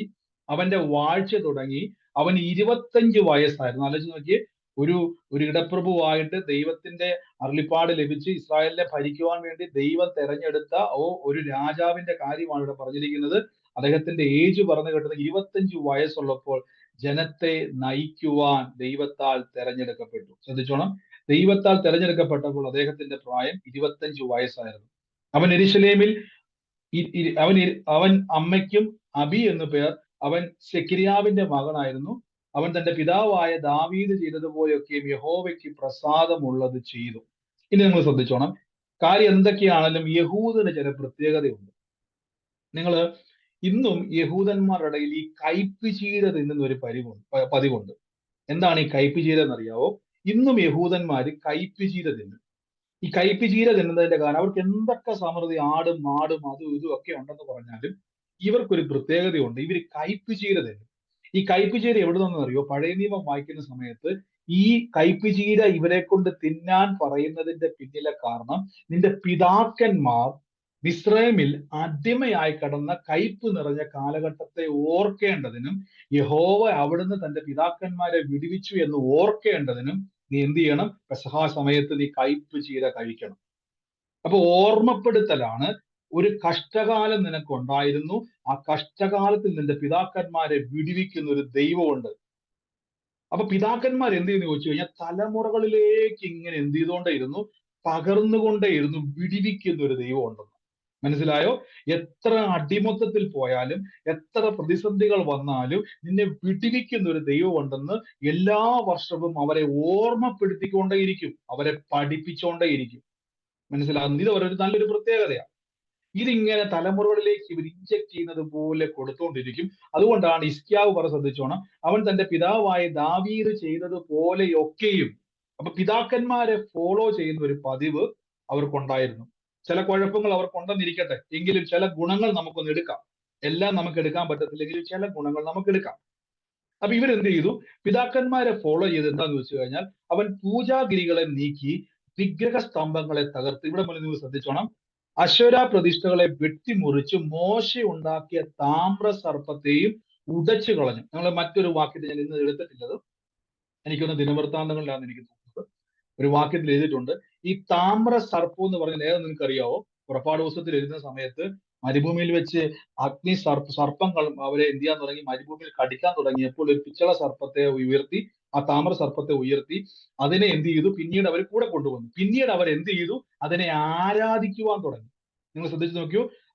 ആ ഇസ്രായേൽ മക്കൾ അതിന് ധൂപം കാട്ടി വന്നു. അതിനെ നെഹുഷാൻ എന്ന് പേരായിരുന്നു. അവൻ ഇസ്രായേൽ ദൈവമായ യഹോവയെ ആശ്രയിച്ചു. അവന് മുമ്പും പിമ്പും ഉണ്ടായിരുന്ന സകല യഹൂദന്മാരിൽ അവൻ അവർക്ക് തുല്യനായിരുന്നു. ശ്രദ്ധിച്ചോണം, ഇവിടെ ഇവൻ എന്ത് ചെയ്യുന്നു ചോദിച്ചു കഴിഞ്ഞാൽ, യഹൂദന്മാരുടെ ഇടയിൽ വിഗ്രഹാരാധന ഇല്ല, അന്നുമില്ല ഇന്നുമില്ല. ദൈവത്തിന് ഏറ്റവും വെറുപ്പുള്ള കാര്യമാണ് ഒരു രൂപം കൊണ്ട് വെച്ചിട്ട് അതിനെ യേശുവെന്നും കർത്താവെന്നും ദൈവമെന്നും വിളിച്ചാൽ നിങ്ങൾ ഒരിക്കലും പ്രതീക്ഷിക്കരുത് ദൈവം അതിന്റെ പിന്നിൽ വന്ന് നിങ്ങളെ അനുഗ്രഹിക്കുമെന്ന്. ഇവിടെ എന്ത് ചെയ്യുന്നു ചോദിച്ചു കഴിഞ്ഞാൽ, ഇവൻ ആദ്യം തന്നെ ചെയ്തത് അന്യ വിഗ്രഹങ്ങൾ അല്ലെങ്കിൽ പൂജാഗിരികളെ നീക്കി വിഗ്രഹ സ്തംഭങ്ങളെ തകർത്തു, അശേര പ്രതിഷ്ഠകളെ വെട്ടിമുറിച്ചു, മോശ ഉണ്ടാക്കിയ താമ്ര സർപ്പത്തെ. ഇപ്പൊ മോശ ഉണ്ടാക്കിയ താമ്ര സർപ്പത്തെ എന്തിനാ വെട്ടിയത്? അതിനെ അവരെ ആരാധിക്കാൻ തുടങ്ങി. അതിനെ അവരെന്ത് ചെയ്തു? എന്തോ ഒരു പ്രത്യേകത ഉണ്ടല്ലോ എന്ന് പറഞ്ഞുകൊണ്ട് അതിനെ തൊഴാനും വാഴ്ത്താനും തുടങ്ങിയപ്പം അതിനെ തകർത്ത് കളഞ്ഞിട്ട് ബൈബിൾ പറയുന്നു, അവൻ ഇസ്രായേൽ ദൈവമായ യഹോവയിൽ ആശ്രയിച്ചു, അല്ലാതെ വിഗ്രഹത്തിലല്ല. അവൻ നല്ലൊരു മാതൃക കാണിച്ചു കൊടുത്തു. തന്റെ പിതാക്കന്മാർ പഠിപ്പിച്ചതുപോലെ നല്ലൊരു മാതൃക കാണിച്ചു കൊടുത്തു. ഇസ്രായേൽ ദൈവമായ യഹോവയിൽ ആശ്രയിച്ചു. അവന് മുമ്പും പിമ്പും ഉണ്ടായിരുന്ന സകല യഹൂദന്മാരിലും ആരും അവനോട് തുല്യനായിരുന്നില്ല. അടുത്ത 6-ാമത്തെ വാക്യം നിങ്ങൾ വായിച്ചു നോക്കണം. 6-ാമത്തെ വാക്യം മുതൽ ശ്രദ്ധിച്ചു നോക്കണം. അവൻ യഹോവയോട് ചേർന്നിരുന്നു. ശ്രദ്ധിച്ചു, അവൻ യഹോവയോട് ചേർന്നിരുന്നു. അവനെ വിട്ടു പിന്മാറാതെ യഹോവ മോശയോട് കൽപ്പിച്ചത് അവന്റെ കൽപ്പനകളെ പ്രമാണിച്ചു നടന്നു. അപ്പൊ ശ്രദ്ധിച്ചോണം, ദൈവവചനത്തെ ഫോളോ ചെയ്യുന്ന ഒരു പതിവ് ഈ മനുഷ്യനുണ്ടായിരുന്നു. അപ്പൊ ഞാൻ പറയാം, ഈ ദൈവവചനം ഫോളോ ചെയ്യുന്നവർക്ക് ഒരു പ്രത്യേകതയുണ്ട്, ദൈവത്തെ മനസ്സിലാക്കാൻ പറ്റും. ഇപ്പൊ നിങ്ങൾ ആദ്യമായിട്ട് ഈ പ്രാർത്ഥനയ്ക്ക് വരിക, ബൈബിളുമായിട്ട് ഒരു ബന്ധവും ഇല്ല. അപ്പൊ ഞാൻ ചോദിക്കുക, യേശു നിങ്ങളെ രക്ഷിക്കുമോ എന്ന് ചോദിച്ചു കഴിഞ്ഞാൽ നിങ്ങൾ പറയും, എന്റെ ബ്രദറെ ആരെ പിടിച്ചാലും ഊര് കിട്ടുന്ന പറഞ്ഞ ഞാൻ ഈ പ്രാർത്ഥനയ്ക്ക് വന്നേക്കുന്നത്, എനിക്ക് എങ്ങനെയും രക്ഷപ്പെട്ടാൽ മതി. അതിന്റെ അർത്ഥം എന്ന് പറഞ്ഞാൽ നിങ്ങൾക്ക് യേശുവിനെ പറ്റി വലിയ അറിവില്ല. ഒരിക്കൽ യേശുവിന്റെ അടുക്കിലേക്ക് ഒരു പിതാവ് വന്നിട്ട് പറഞ്ഞു, കർത്താവേ, നിന്റെ ശിഷ്യന്മാർക്ക് കഴിയുന്നില്ല, എന്റെ മകൻ ഒരു രോഗത്താൽ ഭാരപ്പെടുക, ചന്ദ്രരോഗത്താൽ ഭാരപ്പെടുക, അവനെ വെള്ളത്തിലും തീയിലും കൊണ്ട് ദുരാത്മാവ് വിട്ടാൽ കൊല്ലാൻ നോക്കുക, നിനക്ക് കഴിയുമെങ്കിൽ എന്ന് വിടിവിക്കണം, നിന്റെ ശിഷ്യന്മാർക്കോ പറ്റുന്നില്ല. ഉടനെ യേശുവിന്റെ മറുപടി ഇതാണ്, എന്നാൽ കഴിയുമെങ്കിൽ എന്നോ? എന്ന ചോദ്യമായത്. ആ പിതാവിന് ലഭിച്ച അറിവെന്ന് പറഞ്ഞാൽ യേശുവിനെ കൊണ്ട് പറ്റുമെങ്കിൽ രക്ഷപ്പെട്ടു, ഇല്ലെങ്കിൽ അടുത്ത വഴി നോക്കാം എന്ന് വിചാരിച്ച പുള്ളി വന്നത്. അതുകൊണ്ട് പുള്ളി ചോദിച്ചു, കർത്താവെ, നിന്നെ കൊണ്ട് കഴിയുമെങ്കിൽ ഒന്ന് ചെയ്തതാ. യേശു പറഞ്ഞു, എന്നാൽ കഴിയുമെന്നോ? നിനക്ക് വിശ്വസിക്കാൻ തയ്യാറെങ്കിൽ സകലതും നിനക്ക് സാധ്യമാണ്. മനസ്സിലാകുന്നുണ്ടോ? നീ ചിന്തിക്കുന്ന പോലെയല്ല ആളല്ല ഞാൻ. നീ നിന്റെ മകന്റെ വിടുതലിന് വേണ്ടിയാണ് എന്റെ മുമ്പിൽ വന്നിരിക്കുന്നതെങ്കിൽ നിന്റെ സകല പിതാക്കന്മാരെ നിർമ്മിച്ച സാക്ഷാൽ ദൈവമാണ് നിന്റെ മുമ്പിൽ നിൽക്കുന്നത്. ആ അറിവിലോട്ട് കയറുക. ഇപ്പൊ മനസ്സിലായോ? അപ്പൊ ഈ ബൈബിളുമായിട്ട് ബന്ധമുള്ള ഒരു വ്യക്തിക്ക് ഒരു പ്രത്യേകത ഉണ്ട്, ദൈവവുമായിട്ടൊരു ബന്ധം ഉണ്ടാവും. നിങ്ങൾക്കിപ്പോ ഒരു വാക്യം കാണാപ്പാടെ വരാന്ന് വിചാരിച്ചു. എന്തുകൊണ്ടാണ് ഏറ്റവും കൂടുതൽ ആൾക്കാർ പറയുന്ന ഒരു വചനമുണ്ട്, ബ്രദറെ ഞാൻ പാമ്പുകളെയും ദുരിതകളെയും ശത്രുവിന്റെ സകലബലത്തെയും ചവിട്ടാൻ ആ വചനം പറഞ്ഞ് പ്രാർത്ഥിച്ച് ഒത്തിരി അത്ഭുതം ഉണ്ടായി. അതിന്റെ കാര്യം എന്നറിയാവോ? നിങ്ങൾ ആ വചനം പറയാൻ തുടങ്ങിയപ്പോൾ നിങ്ങളുടെ മനസ്സിലേക്ക് ഒരു ചിത്രം ഉണ്ടായി, ദൈവം എനിക്ക് അധികാരം തന്നു, ഒന്നും ഒരിക്കലും എനിക്ക് ഒരു ദോഷവും വരത്തില്ല. അങ്ങനെ നിങ്ങൾ പറഞ്ഞു പ്രാർത്ഥിക്കാൻ തുടങ്ങിയപ്പോൾ രോഗങ്ങൾ, പ്രശ്നങ്ങളൊക്കെ മാറാൻ തുടങ്ങി. കാരണം നിങ്ങളുടെ ഉള്ളിലേക്ക് ഒരു അറിവ് വരാൻ തുടങ്ങി. ആ അറിവ് വിശ്വാസമായി മാറി. ദൈവത്തിലേക്ക് നിങ്ങൾ ഡിപ്പെൻഡ് ചെയ്യാൻ തുടങ്ങി. അപ്പൊ ഇദ്ദേഹം എന്ത് ചെയ്യുന്നു ചോദിച്ചു കഴിഞ്ഞാൽ, ഇദ്ദേഹം ഫോളോ ചെയ്യാൻ തുടങ്ങി ആരെ? പിതാക്കന്മാര് പഠിപ്പിച്ചു കൊടുത്തതും ദൈവവചനത്തെയും. അത് മാത്രമല്ല, യഹോവയിൽ ആശ്രയിക്കുകയും എന്നിട്ട് പറയുകയാണ്, യഹോവയോട് ചേർന്നിരുന്നു അവനെ വിട്ട് പിന്മാറാതെ യഹോവ മോശയോട് കൽപ്പിച്ച അവന്റെ കൽപ്പനകളെ പ്രമാണിച്ചു. അപ്പൊ ഞാനിത് ഹിസ്കിയാവിന്റെ ഒരു പാരമ്പര്യം പറയാം കേട്ടോ. നമ്മളെല്ലാം ചാടി എണീറ്റിട്ട് ഒരു വാക്യം അങ്ങെടുക്കും, ഹിസ്കിയാവ് കരഞ്ഞു പ്രാർത്ഥിച്ചു, ഹിസ്കിയാവ് കരഞ്ഞു പ്രാർത്ഥിച്ചു എന്ന് പറഞ്ഞുകൊണ്ട് നമ്മൾ പലപ്പോഴും ആ കരച്ചിൽ മാത്രമല്ല, ഹിസ്കിയാവ് കരഞ്ഞിട്ടില്ല, ഹിസ്കിയാവിന്റെ കരച്ചിലല്ല നമുക്ക് വേണ്ടത്. ഹിസ്കിയാവ് എങ്ങനെയാണ് താൻ മരിക്കുമെന്നൊരു പ്രവചനം വന്നിട്ട് പോലും, ദൈവത്താൽ ഉണ്ടായ ഒരു പ്രവചനം വന്നിട്ട് പോലും തനിക്കൊരു ബോധ്യമുണ്ട്, എന്റെ പ്രാർത്ഥനയ്ക്ക് പദ്ധതികളെ മാറ്റുവാൻ കഴിയും, എന്റെ പ്രാർത്ഥനയ്ക്ക് മരണത്തെ പോലും മാറ്റാൻ കഴിയും, എന്റെ പ്രാർത്ഥനയ്ക്ക് രോഗത്തെ പോലും മാറ്റാൻ കഴിയും. അപ്പൊ എന്റെ പ്രാർത്ഥനയ്ക്ക് ഒരു പ്രത്യേകതയുണ്ട്. എന്താണ് ആ പ്രത്യേകത? എനിക്ക് ദൈവത്തെ അറിയാം. ഇനി ഇദ്ദേഹത്തിന്റെ അകത്തോട്ട് കയറിയ ചില അറിവുകളെ നമുക്കൊന്ന് പഠിക്കാം. അതിനുവേണ്ടി നമുക്കൊരു വാക്യം എടുക്കാം. ഇതേ രാജാക്കന്മാരുടെ പുസ്തകം തന്നെ അതിന്റെ 18-ാം അധ്യായത്തിലെ ചില വാക്യങ്ങൾ ഞാൻ നിങ്ങൾക്ക് വേണ്ടി ഒന്ന് വായിക്കാം. അതിന്റെ 18-ാമത്തെ വാക്യം, ഞാൻ ആ വാക്യം ഒന്ന് എടുത്തോട്ടെ. 18-ന്റെ ചില വാക്യങ്ങൾ നിങ്ങൾക്ക് വേണ്ടി ഒന്ന് വായിക്കാം. അപ്പൊ നമുക്ക് കുറച്ചും കൂടെ ഇതിലേക്ക് ഒന്ന് ഇറങ്ങാൻ പറ്റും. ശ്രദ്ധിച്ചു തന്നോണം. ഇത് നിങ്ങൾക്ക് മനസ്സിലാക്കി കിട്ടിയാൽ നിങ്ങളുടെ പ്രാർത്ഥനയിൽ എത്രത്തോളം, നമ്മുടെ ജീവിതത്തിൽ എന്ത് പ്രതിസന്ധി വന്നാലും കർത്താവിന്റെ പ്രവൃത്തിയിലൂടെ നമുക്കത് രക്ഷപ്പെടാൻ പറ്റും. അതിന്റെ 32 മുതൽ ഞാൻ വായിക്കും. നിങ്ങൾ ഈ 19-ാം അധ്യായം നിങ്ങൾക്ക് വേണമെങ്കിൽ, അല്ലെങ്കിൽ വേണമെന്ന് പറഞ്ഞാൽ കുറച്ചും കൂടെ അറിയണമെന്ന് താല്പര്യം ഉണ്ടെങ്കിൽ പിന്നീട് വായിച്ചാൽ മതി. ഞാൻ എല്ലാ വാക്യവും എടുക്കുന്നില്ല. നമുക്ക് ഇന്ന് ആവശ്യമുള്ള വാക്യങ്ങൾ മാത്രം ഞാൻ എടുക്കാൻ പോവാണ്. ഇവിടെ 32-ാം വാക്യം പറയാണ്, അതുകൊണ്ട് യഹോവ അശൂർ രാജാവിനെ കുറിച്ച് ഇപ്രകാരം അരുളി ചെയ്യുന്നു, അവൻ ഈ നഗരത്തിലേക്ക് വരികയില്ല. ഞാൻ അതിന്റെ തൊട്ട് മുമ്പിൽ ചില വാക്യം എടുത്തുതരാം. അതിന്റെ 14-ാമത്തെ വാക്യം മുമ്പിൽ ഞാൻ നിങ്ങൾക്കൊന്ന് വായിച്ചു തരാം. അപ്പൊ അവിടെ മുതൽ ശ്രദ്ധിച്ചാൽ മതി. ഹിസ്കിയാവ് ദൂതന്മാരുടെ കയ്യിൽ നിന്നും എഴുത്തു വാങ്ങിച്ച് ഹിസ്കിയാവ് യഹോവയുടെ ആലയത്തിൽ ചെന്നു, യഹോവയുടെ സന്നിധിയിൽ അത് വിടർത്തി. ഇനി ശ്രദ്ധിച്ചോണം, നിങ്ങൾക്ക് ഈ സാഹചര്യം മൊത്തം വായിച്ചാൽ മതി. അശൂർ രാജാവ് ആക്രമിക്കാൻ വരുന്ന ചരിത്രത്തെ പറ്റിയാണ് അവിടെ പറഞ്ഞു വന്നിരിക്കുന്നത്. അതിന് മുമ്പുണ്ടായ ചില സംഭവങ്ങളാണ്. അതിങ്ങനെ എക്സ്പ്ലെയിൻ ചെയ്ത് ഞാൻ അധികം പോണില്ല. നമുക്കത് ഇപ്പോഴത്തെ സ്ഥിതിയിൽ ഇപ്പൊ അത് ആവശ്യമില്ല. നമുക്ക് ഈ ഒറ്റ വാക്കിലേക്ക് വരാൻ വേണ്ടി പോവാണ്, പ്രേ വിത്ത് അണ്ടർസ്റ്റാൻഡിങ്. ഇവിടെ നിങ്ങൾ ശ്രദ്ധിച്ചോണം, ഹിസ്കിയാവ് ദൂതന്മാരുടെ കയ്യിൽ നിന്ന് എഴുത്ത് വാങ്ങിച്ച് ഹിസ്കിയാവ് യഹോവയുടെ ആലയത്തിൽ ചെന്ന് യഹോവയുടെ സന്നിധിയിൽ അത് വിടർത്തി പറയുകയാണ്. ഹിസ്കിയാവ് യഹോവയുടെ മുമ്പാകെ പ്രാർത്ഥിച്ചു പറഞ്ഞതെന്നാൽ, കെരൂബുകൾക്ക് മീതെ വസിക്കുന്ന ഇസ്രായേൽ ദൈവമായ യഹോവേ, നീ ഒരുത്തൻ മാത്രം ഭൂമിയിലെ സകല രാജ്യങ്ങൾക്കും ദൈവമാകും. നീ ആകാശത്തെയും ഭൂമിയെയും ഉണ്ടാക്കി. യഹോവ ചെവി ചായിച്ച് കേൾക്കണം, യഹോവ തൃക്കണ്ണെ തുറന്ന് നോക്കണം. ജീവനുള്ള ദൈവത്തെ നിന്ദിപ്പാൻ അയച്ചിരിക്കുന്ന സർഹേരിബിന്റെ വാക്കുകളെ കേൾക്കണം എന്ന് പറഞ്ഞിരിക്കുക. എന്നിട്ട് ഇത് താഴേക്ക് വരുന്ന സമയത്ത് കുറെ കാര്യങ്ങൾ അവിടെ എക്സ്പ്ലെയിൻ ചെയ്യുന്നുണ്ട്. ഇവിടെ നിങ്ങൾക്കറിയാം, അദ്ദേഹം എന്നിട്ട് 19-ാം വാക്യത്തിൽ പറയുകയാണ്, ഇപ്പോഴോ ഞങ്ങളുടെ ദൈവമായ യഹോവേ, നീ ഒരുത്തൻ മാത്രം യഹോവയായ ദൈവം എന്ന് ഭൂമിയിലെ സകല രാജ്യങ്ങളും അറിയേണ്ടതിന് ഞങ്ങൾ അവന്റെ കയ്യിൽ നിന്നും രക്ഷിക്കണം. അപ്പം ഇവിടെ ഹിസ്കിയാവിന്റെ പ്രാർത്ഥന നിങ്ങൾ ശ്രദ്ധിച്ചു നോക്കിയാൽ മതി. നമ്മൾ പലപ്പോഴും പ്രാർത്ഥിക്കുമ്പോൾ ദൈവത്തെ കുറച്ച് കാണിക്കുന്ന ഒരു ചിന്ത നമ്മളിൽ നിന്ന് പൊങ്ങി വരാറുണ്ട്. എങ്ങനെ കുറച്ച് കാണിക്കുന്നത്? ഒറ്റ വാക്ക് നമ്മൾ ഉപയോഗിച്ചത്, കർത്താവെ എന്നെ ഇതിൽ നിന്ന് രക്ഷിക്കണേ കർത്താവ്, ഞാൻ വല്ലാത്തൊരു അവസ്ഥയിലായിരിക്കുന്നു കർത്താവെ. ഇങ്ങനെ പ്രാർത്ഥിക്കാതെ ഇവിടെ ശ്രദ്ധിച്ചു നോക്കിയേ, വലിയൊരു പ്രതിസന്ധി വന്ന് നിൽക്കും, ഒരു രാജ്യം തന്നെ നശിക്കുന്ന ഒരു അവസ്ഥയിൽ നിൽക്കുമ്പോൾ ആ രാജ്യത്തിന്റെ മേധാവി പറയുകയാണ്, ഹിസ്കിയാവ് യഹോവയുടെ മുമ്പാകെ പ്രാർത്ഥിച്ചു പറഞ്ഞെന്നാൽ, കെരൂബുകൾക്കു മീതെ അധിവസിക്കുന്ന ഇസ്രായേലിന്റെ ദൈവമായ യഹോവേ, നീ ഒരുത്തൻ മാത്രം, ശ്രദ്ധിച്ചു ഇവിടെ നോക്കിയാണ്, നീ ഒരുത്തൻ മാത്രം ഭൂമിയിലെ സകല രാജ്യങ്ങൾക്കും ദൈവമാകുന്നു. മനസ്സിലായോ? ഇസ്രായേലിന്റെ മാത്രം ദൈവമല്ല, ഇന്ത്യ മഹാരാജ്യമായിക്കോട്ടെ, ലോക രാജ്യങ്ങളായിക്കോട്ടെ, സകല പ്രപഞ്ചത്തിനും രാജാവ് ദൈവമാണ്. എന്തുകൊണ്ടാണ് ഹിസ്കിയാവ് ഈ ഒരു വാക്ക് തന്റെ പ്രാർത്ഥനയിൽ ഉപയോഗിക്കാൻ കാരണം? തന്റെ അണ്ടർസ്റ്റാൻഡിങ്ങിലോട്ട് താൻ കൊടുക്കുക, എന്റെ ദൈവം ആരാണ്. ഇപ്പൊ മനസ്സിലായോ? തന്റെ രാജ്യത്തെ നശിപ്പിക്കാൻ വേണ്ടി ശത്രു സൈന്യം വന്ന് നിൽക്കുമ്പോൾ താൻ പ്രാർത്ഥിക്കുന്നത്, കർത്താവെ ഞങ്ങൾ പെട്ടിരിക്കുക, കർത്താവെ ഞങ്ങളെ രക്ഷിക്കാൻ വിടിവിക്കാൻ മരണേ കർത്താവെ, ഞങ്ങളെ സഹായിക്കണമെന്നല്ല, താൻ ദൈവത്തെ അഡ്രസ് ചെയ്യുന്നതന്നെ, നീ ആ രാജാവ്, സകല രാജ്യത്തിനും നീയാണ് ദൈവം. എനിക്കറിയത്തില്ല, എൻ്റെ ഉള്ളിൽ പരിശുദ്ധാത്മാവ് ഇത് പറഞ്ഞുകൊണ്ടിരിക്കുമ്പോൾ എന്നോട് ഇങ്ങനെ പറയും, ജോബി എന്ന് പറയുന്ന ഒരു വ്യക്തിക്ക് വേണ്ടി കർത്താവ് ഈ ദിവസത്തിൽ ഇടപെടാൻ വേണ്ടി പോവാ. എന്നെ കാണുന്ന ഇങ്ങനെ ഒരു 5 വർഷമായിട്ട് ചില സാമ്പത്തിക കുരുക്കിന്റെ അകത്ത് പെട്ടുപോയി, ചില സുഹൃത്തുക്കൾ നിമിത്തമുണ്ടായ ചില കുരുക്കുകളിൽ പെട്ടിട്ട് കരകയറാൻ കഴിയാതെ, എന്ത് ചെയ്തിട്ട് രക്ഷപ്പെടാൻ കഴിയാതെ ഭാരപ്പെട്ടിരിക്കുന്ന ഒരു മകനെ കർത്താവ് ഇന്ന് സ്പർശിക്കാൻ വേണ്ടി പോവാ. ആ സമാധാനത്തിന്റെ, ആ കുടുംബത്തിന്റെ അകത്ത് ഒരു സമാധാനമില്ല. പലപ്പോഴും ഐക്യത പോലും നഷ്ടപ്പെട്ട് കലഹത്തിന്റെ അവസ്ഥയിലേക്ക് പോകുന്ന ഒരു കുടുംബത്തെ കർത്താവിനോട് പറയുന്നു, ഈ ദിവസങ്ങളിൽ കേട്ടോ, കർത്താവുമായിട്ട് ചേർന്നിരുന്നു, സകല ബന്ധനങ്ങളും സകല വിധമാകുന്ന പിശാചിന്റെ തന്ത്രങ്ങളെയും പൊട്ടിച്ച് ദൈവം നിങ്ങളെ ഉയർത്താൻ വേണ്ടി പോവാ. ഇവിടെ ദൈവം ഒരു അടയാളം കാണിക്കുന്നു. ആ ജോബിക്ക് ഒരു പെൺ കുഞ്ഞുള്ളതായിട്ട് ഞാൻ കാണുന്നു, യേശുവിന്റെ നാമത്തിൽ. ഒരു പെൺ പൈതല്ല ഞാൻ കുടുംബത്തിൽ കാണുന്നത്.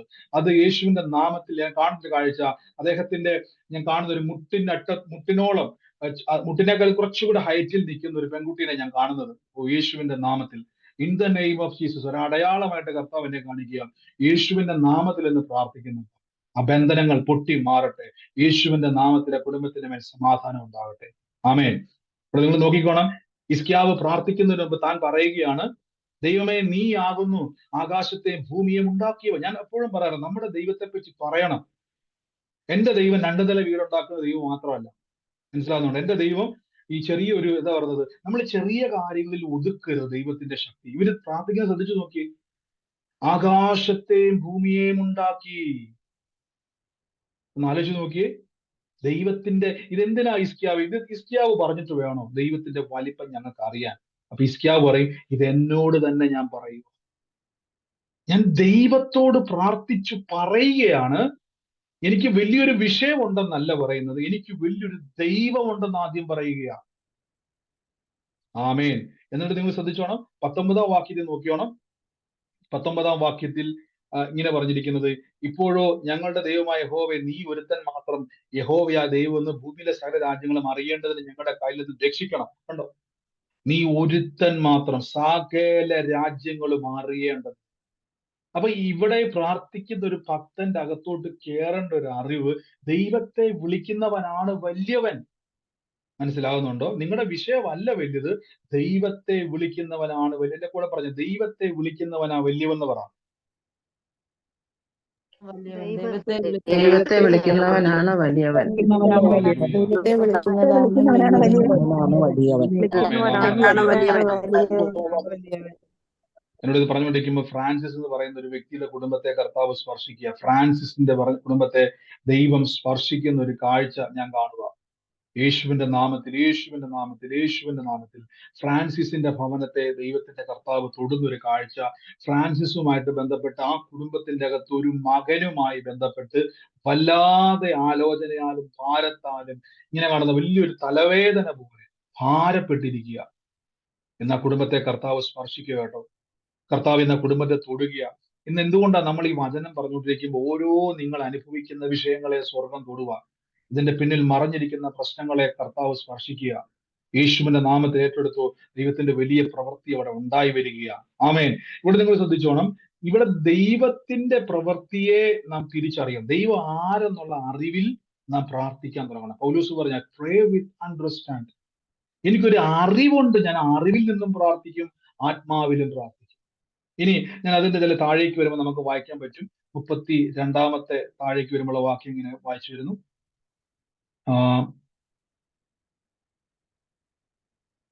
നിങ്ങൾക്ക് കാണാൻ പറ്റുന്ന വിശ്വസിക്കുന്നു.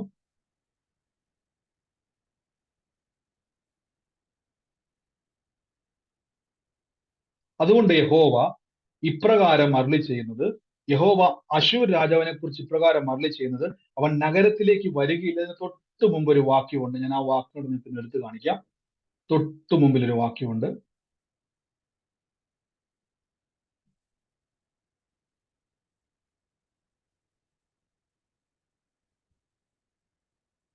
നിങ്ങൾ ശ്രദ്ധിച്ചോണം. 20 വാക്യം മുതൽ ഈ 19 വാക്യം ഇതാണ്: ഇപ്പോഴോ ഞങ്ങളുടെ ദൈവമായ യഹോവേ, നീ ഒരുത്തൻ മാത്രം യഹോവയായ ദൈവം എന്ന് ഭൂമിയിലെ സകല രാജ്യങ്ങളും അറിയേണ്ടതിന് ഞങ്ങളെ അവന്റെ കയ്യിൽ നിന്ന് രക്ഷിക്കണമേ.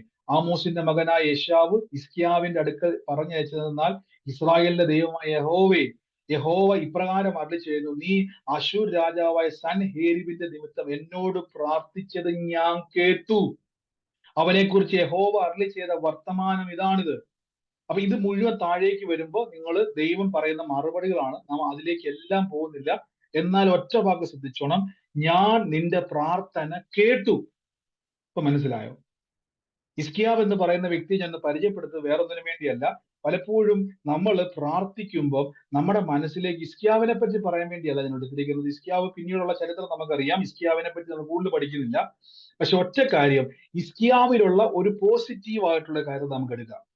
ഹിസ്കീയാവിന്റെ ഏറ്റവും വലിയ പ്രത്യേകത, അദ്ദേഹത്തിന്റെ പ്രാർത്ഥന ദൈവം കേൾക്കുവാനുള്ള കാരണം, ഒന്ന്, അദ്ദേഹത്തിന് ദൈവത്തെ പറ്റി ഒരു അറിവുണ്ട്. രണ്ട്, കാര്യം എന്തൊക്കെയാണെങ്കിലും അദ്ദേഹത്തിനുള്ളിൽ ഒരു തീഷ്ണതയുണ്ട്. ദൈവഹിതത്തിൽ ഒന്ന് മൂവ് ചെയ്യണം. അതുകൊണ്ടാണ് തുടക്കത്തിൽ നാം വായിച്ചപ്പോൾ തന്നെ ആദ്യം തന്നെ അദ്ദേഹം എന്ത് ചെയ്തു? 18 വാക്യത്തിൽ താൻ ചാർജ് എടുത്ത ഉടനെ ആദ്യം ചെയ്തത് എന്താണ്? അദ്ദേഹം എന്ത് ചെയ്തു? അന്ന് വരെ ഉണ്ടായിരുന്ന ഒരു കാര്യം, അന്ന് മുതൽ ഉണ്ടായിരുന്ന ചില വിഗ്രഹാരാധനയെ ഫോളോ ചെയ്യുന്ന ചില രീതികളെ എന്ത് ചെയ്തു? താൻ ഉടച്ചു കളഞ്ഞു. 18 വാക്യത്തിൽ പറഞ്ഞിരിക്കുന്നു, അവൻ പൂജാഗിരികളെ നീക്കി, വിഗ്രഹ സ്തംഭങ്ങളെ തകർത്ത്, അശുര പ്രതിഷ്ഠകളെ വെട്ടിമുറിച്ച്, മോശ ഉണ്ടാക്കിയ താമ്ര സർപ്പത്തെയും ഉടച്ചു കളഞ്ഞു. ആ കാലം വരെ ഇസ്രായേൽ മക്കൾ അതിന് രൂപം കാട്ടി വന്നു. അതായത് ദൈവവചനത്തിന്, ഞാനല്ലാതെ അന്യ ദൈവം നിനക്ക് ഉണ്ടാകരുത്, വിഗ്രഹത്തെ നിർമ്മിക്കരുതെന്നുള്ള വചന വിരുദ്ധമായിട്ട് ചെയ്തു വന്ന ജനത്തെ അദ്ദേഹം എന്ത് ചെയ്തു? ഒരു അറിവിലേക്ക് കൊണ്ടുവന്നു. നമ്മൾ പിതാക്കന്മാര് മുതലേ പഠിച്ചും കേട്ടും വന്ന ഒരു വചനമുണ്ട്. അതിന് അദ്ദേഹം ഒരു ധൈര്യം കാണിച്ചു. അഡ്ജസ്റ്റ്മെന്റിന് പോയില്ല, ഒരു ധൈര്യം കാണിച്ചു. രണ്ട്, ദൈവത്തിൽ ആശ്രയിച്ചു. ആമേൻ. ശ്രദ്ധിച്ചോണം, ഇവിടെ പറഞ്ഞ വാക്കുണ്ടോ? ഇസ്രായേൽ ദൈവമായ യഹോവയിൽ ആശ്രയിച്ചു. അവന് മുമ്പും പിമ്പും ഉണ്ടായിരുന്ന സകല യഹൂദ രാജാക്കന്മാരിലും ആരോടും അവന് തുല്യനില്ലായിരുന്നു. എന്റെ കാരണം അവന് വലിയ ഇഷ്ടമായിരുന്നു. പിന്നത്തെ കാര്യമല്ല ഞാൻ പറഞ്ഞത്, ആ സമയത്തുകളിൽ അവന് വലിയ കാര്യമായിരുന്നു ദൈവത്തിന്റെ വചനത്തിലും ദൈവിക പദ്ധതികളിലും ഫോളോ ചെയ്യുന്നത്. അപ്പൊ നമ്മുടെ ഉള്ളിൽ ഒരു അണ്ടർസ്റ്റാൻഡിങ് ദൈവത്തെ പറ്റി ഉണ്ടായിരിക്കണം. ഒരു പ്രശ്നം വരുമ്പം നമ്മൾ പലപ്പോഴും പതറിപ്പോകാറുണ്ട്. കഴിഞ്ഞ ദിവസമൊക്കെ നമ്മൾ ഒത്തിരി സാക്ഷ്യം കേട്ടു. കർത്താവിന്റെ വചനമകത്തുള്ള ആൾക്കാർക്ക് ഒരു പ്രശ്നം വന്നപ്പോൾ പതറിപ്പോകാതെ വചനം വെച്ച് പ്രാർത്ഥിച്ചു. ആ സാക്ഷ്യം കേട്ടപ്പോൾ ഒത്തിരി സന്തോഷം ഉണ്ടായി. കാരണം ആന്റി പറഞ്ഞപ്പോ ഒരു വാക്ക് പറഞ്ഞു, സാധാരണഗതിയിൽ പാനിക്കായി പോകേണ്ടതാണ്. പക്ഷെ കേട്ട വചനം ഒരു ബലം നൽകി, ഒരു ധൈര്യം നൽകി. അവിടെ നിന്നുകൊണ്ട് ഒരൊറ്റ പ്രാർത്ഥന, അപ്പൊ തന്നെ സാക്ഷ്യവും കണ്ടു. സാധാരണഗതിയിൽ ടെൻഷൻ അടിച്ച് താഴെ വീഴേണ്ടതാണ്. പക്ഷെ വചനം കേട്ട് അതിന്റെ ഇത് തന്നെയാണ് ഹിസ്കീയാവിന് സംഭവിച്ചത്. 20 വാക്യത്തിലേക്ക് ഇനി ശ്രദ്ധിച്ചോണം. നമ്മൾ 18ഉം 19ഉം കഴിഞ്ഞ് നേരെ 20ലേക്ക് വരുവാണ്. ഇവിടെ എത്തുമ്പോൾ ശ്രദ്ധിച്ചോണം. 20 വാക്യത്തിൽ ഈ മനുഷ്യനോട് വന്നിട്ട് പറയുകയാണ്, ആ കാലത്ത് ഇതേ പ്രവാചകൻ വന്നിട്ട് പറയുകയാണ്, ഹിസ്കീയാവേ, കാര്യമൊക്കെ ശരിയാണ്, നീ മരിക്കത്തക്കവണ്ണം രോഗം പിടിക്കും, നീ മരിക്കുമെന്ന് പറഞ്ഞു. അപ്പോൾ ഹിസ്കീയാവ് പ്രാർത്ഥിച്ചു. അപ്പൊ എക്സ്പീരിയൻസ് അദ്ദേഹത്തിനുണ്ട്. കാര്യം എന്തൊക്കെയാണെങ്കിലും ഒരു കാര്യം ഞാൻ പറയാം, വചനമകത്തുണ്ടോ, നിങ്ങളുടെ അകത്ത് എന്താ പ്രതിസന്ധി, നിങ്ങൾ തന്നെ പ്രാർത്ഥിച്ചു പോകും. ഇവിടെ മരിക്കുമെന്ന് ദൈവത്തിന്റെ അരുളിപ്പാട് പ്രവാചക മുഖാന്തരം കുറച്ചു മുമ്പേ വന്ന് പറഞ്ഞു. ദൈവം നിന്റെ പ്രാർത്ഥന കേട്ടെന്ന് പറഞ്ഞപ്പോ ആമേൻ പറഞ്ഞ ആളാ. ഇപ്പൊ എന്നെ ആമേൻ പറയാത്തത്? താൻ മരിക്കും എന്ന് പറഞ്ഞപ്പം തന്റെ ഉള്ളിന്റെ ഉള്ളിൽ കിടക്കുന്ന ഒരു അറിവുണ്ട്, സകല പ്രപഞ്ചത്തെ നിർമ്മിച്ച എന്റെ ദൈവത്തിന് ഈ മരണത്തെ പോലും മാറ്റാൻ പറ്റും. താൻ എപ്പോഴും പറഞ്ഞൊരു അഡ്രസ് എന്തുവാ? സകല രാജ്യങ്ങൾക്കും ദൈവമായവൻ, ആകാശത്തെ ഭൂമിയെ നിർമ്മിച്ച ദൈവം. ആ ദൈവത്തിന് എന്റെ രോഗവും എന്റെ രോഗനിമിത്തമുള്ള മരണത്തെ മാറ്റാൻ പറ്റും. ഇങ്ങനെ ശീലിച്ച് വന്നവൻ തന്നെ പ്രാർത്ഥിക്കും. മനസ്സിലായോ? അല്ലാത്തവൻ ബോധം കെട്ട് വീഴും. നിങ്ങൾ ശീലിക്കണം. അതുകൊണ്ടാണ് അപ്പോസ്തലനായ പൗലോസ് ശ്ലീഹ തുടക്കത്തിലെ പറഞ്ഞൊരു വാക്ക് ശ്രദ്ധിച്ചു നോക്കി, ഞാൻ ആത്മാവ് കൊണ്ടും പ്രാർത്ഥിക്കും, ഞാൻ ബുദ്ധി കൊണ്ടും പ്രാർത്ഥിക്കാം. Pray with spirit and pray with understanding. എനിക്ക് ബുദ്ധിയിൽ പ്രാർത്ഥന. അപ്പൊ നമ്മൾ ഇരിക്കുന്ന പൗലോസ് ഇങ്ങനെ കുറെ പ്രാർത്ഥനാ വാചകങ്ങൾ കാണാപ്പാടം പിടിച്ച് പറയല്ല, വചനത്തിന്റെ അകത്ത് നിന്നുകൊണ്ട് താൻ എന്ത് ചെയ്യും? പ്രാർത്ഥിക്കും. ഇപ്പൊ മനസ്സിലായോ? വചനത്തിന്റെ അകത്ത് നിന്നുകൊണ്ട് പ്രാർത്ഥിക്കണം. ഈ ദിവസങ്ങളിൽ വെറുതെ പ്രാർത്ഥിക്കും, ഒരു വചനം കൈവച്ചോണം. എപ്പോഴും വചനം കൈവച്ചുകൊണ്ട് വേണം പ്രാർത്ഥിക്കാൻ. ഇത് ദൈവത്തെ പറ്റി ഒരു അറിവ് നമ്മുടെ അകത്തിരിക്കുക. ഇതൊരിക്കലും മറികടന്ന് ദൈവം പോകത്തില്ല. അറിയാവോ? നിങ്ങൾക്ക് ഞാൻ പറഞ്ഞു തരാം ഒരു മർമ്മം. നിങ്ങളുടെ കയ്യിൽ ദൈവത്തെ പറ്റി ഒരു അറിവുണ്ടോ? കർത്താവിന് മൈൻഡ് ചെയ്യാതിരിക്കാൻ പറ്റത്തില്ല. ഹല്ലേലൂയ. നിങ്ങൾക്കറിയാവോ, യേശുക്രിസ്തു കടന്നു പോകുന്ന വഴിയിൽ തിമായിയുടെ മകനായ ബർത്തിമായി വിളിച്ചു പറഞ്ഞു, കർത്താവെ സൗഖ്യം തരണം, നല്ല വിളിച്ചു പറഞ്ഞു, ദാവീദ് പുത്രാ എന്നോട് കരുണ ഉണ്ടാകണം. ഉച്ചത്തിൽ നിലവിളിച്ചു, വാ പൊത്തി പലരും, പിന്നെ നിലവിളിച്ചു, യേശു അവിടെ നിന്നു എന്നാ പറഞ്ഞത്. അതെന്താ ആ വ്യക്തിയുടെ നിലവിളിയിൽ യേശു നിന്നത്? അവൻ ഉപയോഗിച്ച വാക്കിത ദാവീദ് പുത്ര. അവനൊരു അറിവ് കിട്ടി. യേശു ദാവീദിന്റെ പുത്രനല്ലല്ലോ. നമ്മൾ പറയത്തില്ല യോസേഫിന്റെ പുത്രനല്ലേ? പിന്നെ എന്തുകൊണ്ടാണ് ഈ തിമായുടെ മകനായ ബർത്തിമായി കാഴ്ചയില്ലാത്ത ഈ മനുഷ്യൻ ദാവീദ് പുത്ര എന്ന് വിളിച്ചപ്പോ യേശു നിന്ന്? ഇപ്പൊ നിങ്ങൾ നടന്നു പോവുക, നിങ്ങളുടെ പിതാവിന്റെ പേര് ഉദാഹരണം ഞാൻ പറയട്ടെ, ഇപ്പൊ ജോർജിന്റെ മകനായ അലക്സയെ എന്ന് വിളിക്കുക എന്ന് വിചാരിച്ചു. അപ്പൊ നിങ്ങൾ വഴി തിരിഞ്ഞിരിക്കും. പക്ഷെ അതേ സ്ഥാനത്ത് നിങ്ങളുടെ പിതാവിന്റെ പേര് മാറ്റി വേറൊരു പേര് കൂട്ടി ഒരാൾ വിളിച്ച് നമ്മൾ വഴി നിൽക്കും. നമ്മൾ വിട്ടുപോകത്തേ ഉള്ളൂ. നമ്മൾ മൈൻഡ് പോലും ചെയ്യത്തില്ല. അതിന് കാരണം എന്താ? നമുക്കറിയാം അത് എന്റെ പേരല്ല. പക്ഷെ കർത്താവിനെ നോക്കി ദാവീദ് പുത്ര എന്നോട് കരുണ ഉണ്ടാകണമേ എന്ന് പറഞ്ഞപ്പം യേശു അവിടെ നിന്നു. അതെന്താ? തിമായുടെ മകനായ ബർത്തിമായുടെ വിളിയിൽ യേശു നിന്നത്? ബൈബിൾ പറയുന്നു, ദാവീദിന്റെ സന്തതിയായി യേശു ക്രിസ്തു ഭൂമിയിൽ വരുമെന്ന് പ്രവചനം പണ്ടേ കിടപ്പുണ്ട്. ദാവീദിന്റെ അഴിഞ്ഞു പോയ കൂടാരത്തെ പണിയുമെന്ന് പിതാക്കന്മാര് പഠിപ്പിച്ചിട്ടുണ്ട്. ഈ വരുന്നത് ആരാന്നറിയാവോ? യെശയ്യാവ് പറയുന്നു, അവൻ അത്ഭുത മന്ത്രിയാ. മനസ്സിലാവുന്നുണ്ടോ? ഈ വരുന്ന ആളാരാ? കാര്യം പുള്ളിക്ക് കണ്ണില്ലെന്നേ ഉള്ളൂ, പക്ഷെ വേദ ക്ലാസ്സിൽ പോയിട്ടുള്ള ആളാ, ഉറപ്പാ. വേദപാഠം പഠിച്ച ആളാ പുള്ളി. അതുകൊണ്ടാണ് കറക്റ്റ് ആയിട്ട് പുള്ളി യേശുവിനെ വിളിച്ചത് ദാവീദ് പുത്ര. കാര്യം ഞങ്ങൾ പണ്ട് മുതലേ പഠിച്ചത് യെശയ്യാവിന്റെ പുസ്തകത്തിൽ പറയുന്നു, ഈ വരുന്ന മശിക അത്ഭുത മന്ത്രിയാണ്, വീരനാം ദൈവമാണ്, നിത്യ പിതാവാണ്, സമാധാനത്തിന്റെ പ്രഭുവാണ്. ഈ ദൈവത്തിന് എന്റെ കാഴ്ച തരാം. അതുകൊണ്ട് അവൻ നിലവിളിച്ചത്. യേശു അവിടെ നിന്നു. കൈ വചനമുണ്ടോ? നിങ്ങളുടെ പ്രാർത്ഥനയ്ക്ക് മറുപടി ഉണ്ട് കേട്ടോ. ചുമ്മാ കിടന്ന് പ്രാർത്ഥിച്ചുകൊണ്ട് ഒരു കാര്യമില്ല. ഹിസ്കിയാവിന്റെ പ്രാർത്ഥന കണ്ടു നോക്ക്. ഇദ്ദേഹം ട്രെയിൻ ചെയ്തെടുത്ത ഒരാളാണ്, ട്രെയിനിങ് കിട്ടിയ ഒരാളാണ്. താൻ പിതാക്കന്മാരുടെ വചനങ്ങളിൽ മനസ്സിലാക്കിയെടുത്തു ദൈവവാര. എന്നിട്ട് വെറുതെ ഇരുന്നില്ല, ദൈവത്തെ അങ്ങോട്ട് ആശ്രയിച്ചു. എന്നിട്ട് നിങ്ങൾ ആ വാക്യം ഒന്ന് കണ്ടു നോക്കി. എനിക്ക് കാര്യം ഈ കഴിഞ്ഞ പ്രാവശ്യം ഞാൻ പറഞ്ഞപ്പോൾ ഈ വാക്യം ഞാൻ ആഡ് ചെയ്തിട്ടില്ലായിരുന്നു. ഇത് നിങ്ങൾ ഈ വാക്യം നോക്കി അവൻ യഹോവയോട് ചേർന്നിരുന്നു, അവനെ വിട്ട് പിന്മാറാതെ യഹോവ മോശയോട് കൽപ്പിച്ച കൽപ്പന പ്രമാണിച്ചു നടന്നു. ചേർന്നിരുന്നു. ഈ ദിവസങ്ങളിൽ ഇത് ചേർന്നിരിക്കുക. സമയമൊക്കെ ഒന്ന് കണ്ടെത്ത് പ്രാർത്ഥനയ്ക്കും കൂട്ടായ്മയ്ക്കൊക്കെ വേണ്ടി. എത്ര നാൾ ഈ പ്രശ്നം മാറണമെന്ന് ആഗ്രഹമുണ്ടോ? ഒറ്റ വഴി ഞാൻ പറഞ്ഞു തരാം, ചേർന്നിരുന്നാ മതി. ഹല്ലേലൂയ. നമുക്ക് ഒരുമിച്ച് പ്രാർത്ഥിക്കാം. വലിയ പ്രവൃത്തികളാൽ കർത്താവ് നിറയ്ക്കും. ഹിസ്കിയാവിന്റെ അകത്ത് ഒരു അറിവുണ്ട്. എന്റെ ദൈവം 5 സെന്റ് സ്ഥലം നിർമ്മിച്ച ദൈവമല്ല. എന്റെ ദൈവം ഈ കാണുന്ന ഏതോ 2-3 മരങ്ങൾ മാത്രം നിർമ്മിച്ച ദൈവമല്ല. ബൈബിളിൽ അദ്ദേഹം അഡ്രസ് ചെയ്യുന്നത് ആകാശത്തെയും ഭൂമിയെയും നിർമ്മിച്ച ദൈവം. നിസാരക്കാരനല്ല. അശ്ശൂർ രാജാവ് വന്നിരിക്കുന്നത് ഈ ഭൂമിയിലെ ഏതോ ഒരു രാജ്യക്കാരനായിട്ട് എന്നെ പിടിക്കാൻ. പക്ഷെ എന്റെ ദൈവമാണ് സകല രാജ്യങ്ങളുടെയും രാജാവ്. ഇപ്പൊ മനസ്സിലായോ? പ്രാർത്ഥിക്കുന്നവന്റെ അകത്തൊരു ബലം ഉണ്ടായിരിക്കണം.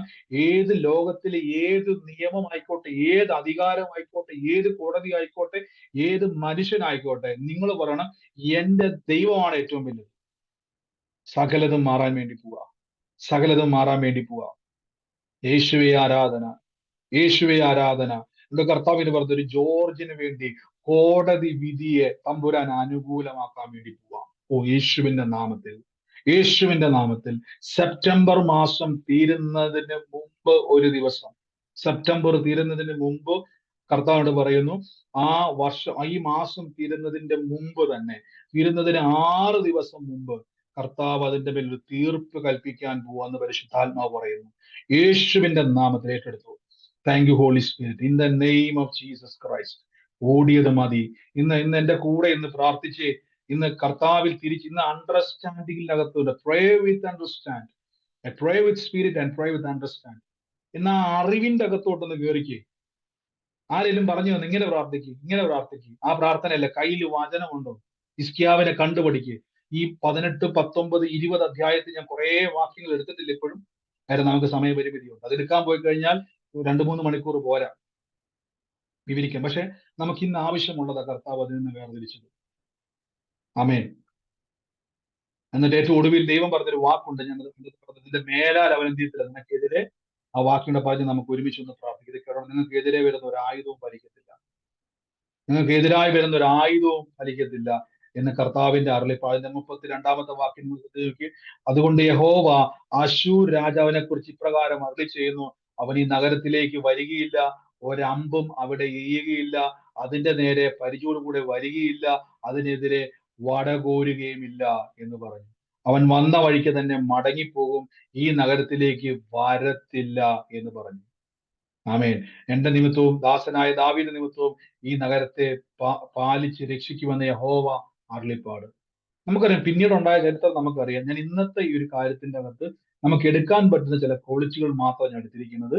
ഞാൻ പറഞ്ഞല്ലോ, പഴയ നിയമം ആയിക്കോട്ടെ പുതിയ നിയമം ആയിക്കോട്ടെ, നമ്മൾ ഫോളോ ചെയ്യേണ്ടത് യേശു കർത്താവിന്റെ ദൈവത്തെയാണ്.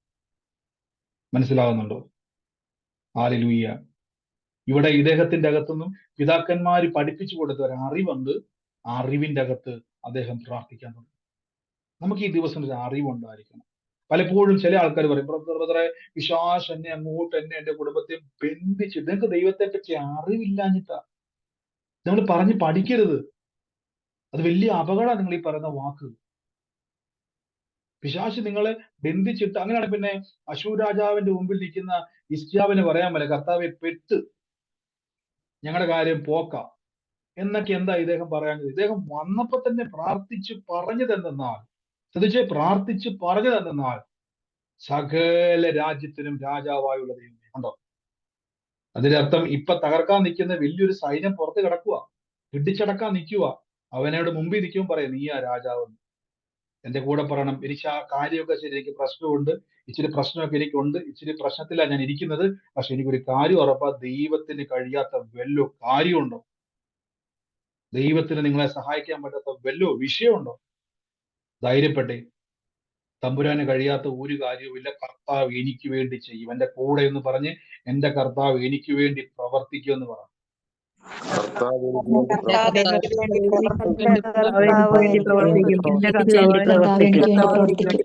യേശു കർത്താവിനെ രക്ഷിതാവുമായി, യേശുവിനെ കർത്താവും സ്വീകരിച്ച് ദൈവത്തിന്റെ വചനം പറഞ്ഞുകൊണ്ട് കൂട്ടായ്മ ആചരിക്കുന്ന നിങ്ങളെ കണ്ടില്ലേ, പിന്നെ കർത്താവ് ആരെ കാണാനാ? പറ. ദൈവത്തെ വിളിക്കുന്നവനെ രക്ഷിച്ചില്ലേ, പിന്നെ കർത്താവ് ആരെ രക്ഷിക്കാനാ? ഈ ഒരു അറിവ് ഇസ്കിയാവിനുണ്ട്. ഇപ്പൊ മനസ്സിലായോ? നമുക്ക് പ്രാർത്ഥിക്കാം. എന്റെ കൂടെ ഒന്ന് പ്രാർത്ഥിച്ചു. രോഗത്താൽ ഭാരപ്പെടുന്നവരുണ്ടെങ്കിൽ ആ രോഗമുള്ള ഭാഗത്തോട്ട് കൈവച്ചിട്ട് പറ, എന്റെ യേശു ക്രിസ്തുവിന്റെ തിരുമുറിവിൽ എനിക്ക് സൗഖ്യമുണ്ട്. ഞാൻ പലപ്പോഴും പറഞ്ഞില്ലേ, രോഗികളായിട്ട് നിങ്ങൾക്ക് കിടക്കാൻ പറ്റത്തില്ല. നിങ്ങൾ സ്വന്തമായിട്ട് പറയണം, എന്റെ കർത്താവിന് ഞാൻ രോഗിയാകുന്നത് ഇഷ്ടമല്ലാത്തതുകൊണ്ടാണ് കർത്താവ് തകർക്കപ്പെട്ടത് ക്രൂശിൽ. ഞാൻ പലപ്പോഴും പറഞ്ഞിട്ടില്ല, നിങ്ങൾ ആ ക്രൂശിനെയൊക്കെ ഒന്ന് ധ്യാനിക്കണം. ആ മരുന്ന് കൂട്ടത്തിന്റെ നടുവിലാണ് നിങ്ങൾ ഇരിക്കുന്നതെങ്കിൽ, വേദനയ്ക്കകത്താണ് നിങ്ങൾ ഇരിക്കുന്നതെങ്കിൽ, നിങ്ങളോട് ഞാൻ പറയുന്നു, അതൊക്കെ ഒരു നിമിഷം ഒന്ന് മറന്നേ. എന്നിട്ട് കണ്ണടച്ചിട്ട് ആ മാറി മാറി യേശു ക്രിസ്തു ഏറ്റ അടി ഒന്ന് കണ്ടു നോക്കിക്കേ. ശരീരം നുറുക്കപ്പെട്ടതും തകർക്കപ്പെട്ടതും മുറിവേറ്റതും രക്തം വാർന്നൊലിക്കുന്നതും ഒക്കെ എനിക്ക് വേണ്ടിയാണ്, എന്റെ രോഗത്തിന് വേണ്ടിയുള്ള വില കൊടുത്തുകൊണ്ടിരിക്കുക. നമ്മൾ പലപ്പോഴും മെഡിക്കൽ സ്റ്റോറിലൊക്കെ പോയി കഷ്ടപ്പെട്ട് അധ്വാനിച്ച പൈസ കൊടുത്ത് മരുന്ന് മേടിക്കുന്നത് കണ്ടിട്ടില്ലേ? കർത്താവായ യേശു നിങ്ങളുടെ രോഗം സൗഖ്യമാകാൻ വേണ്ടിയുള്ള വിലയാണ് കൊടുത്തുകൊണ്ടിരിക്കുന്നത്. ആ മുറിവേറ്റത് നിങ്ങളുടെ സൗഖ്യത്തിന് വേണ്ടി അത് ഏറ്റെടുത്തേ, അത് ചാടിപ്പിടിച്ച് യേശുവിന്റെ നാമത്തിൽ ഞാനത് സ്വീകരിക്കുക എന്ന് പറയും. ഇപ്പോൾ ഈ നിമിഷം ഇൻസ്റ്റന്റ്ലി ക്രിയേറ്റീവ് മിറക്കിൾസ് ഉണ്ടാവുക, പുതിയ അവയവങ്ങൾ ഉണ്ടായി വരാൻ വേണ്ടി പോവുക.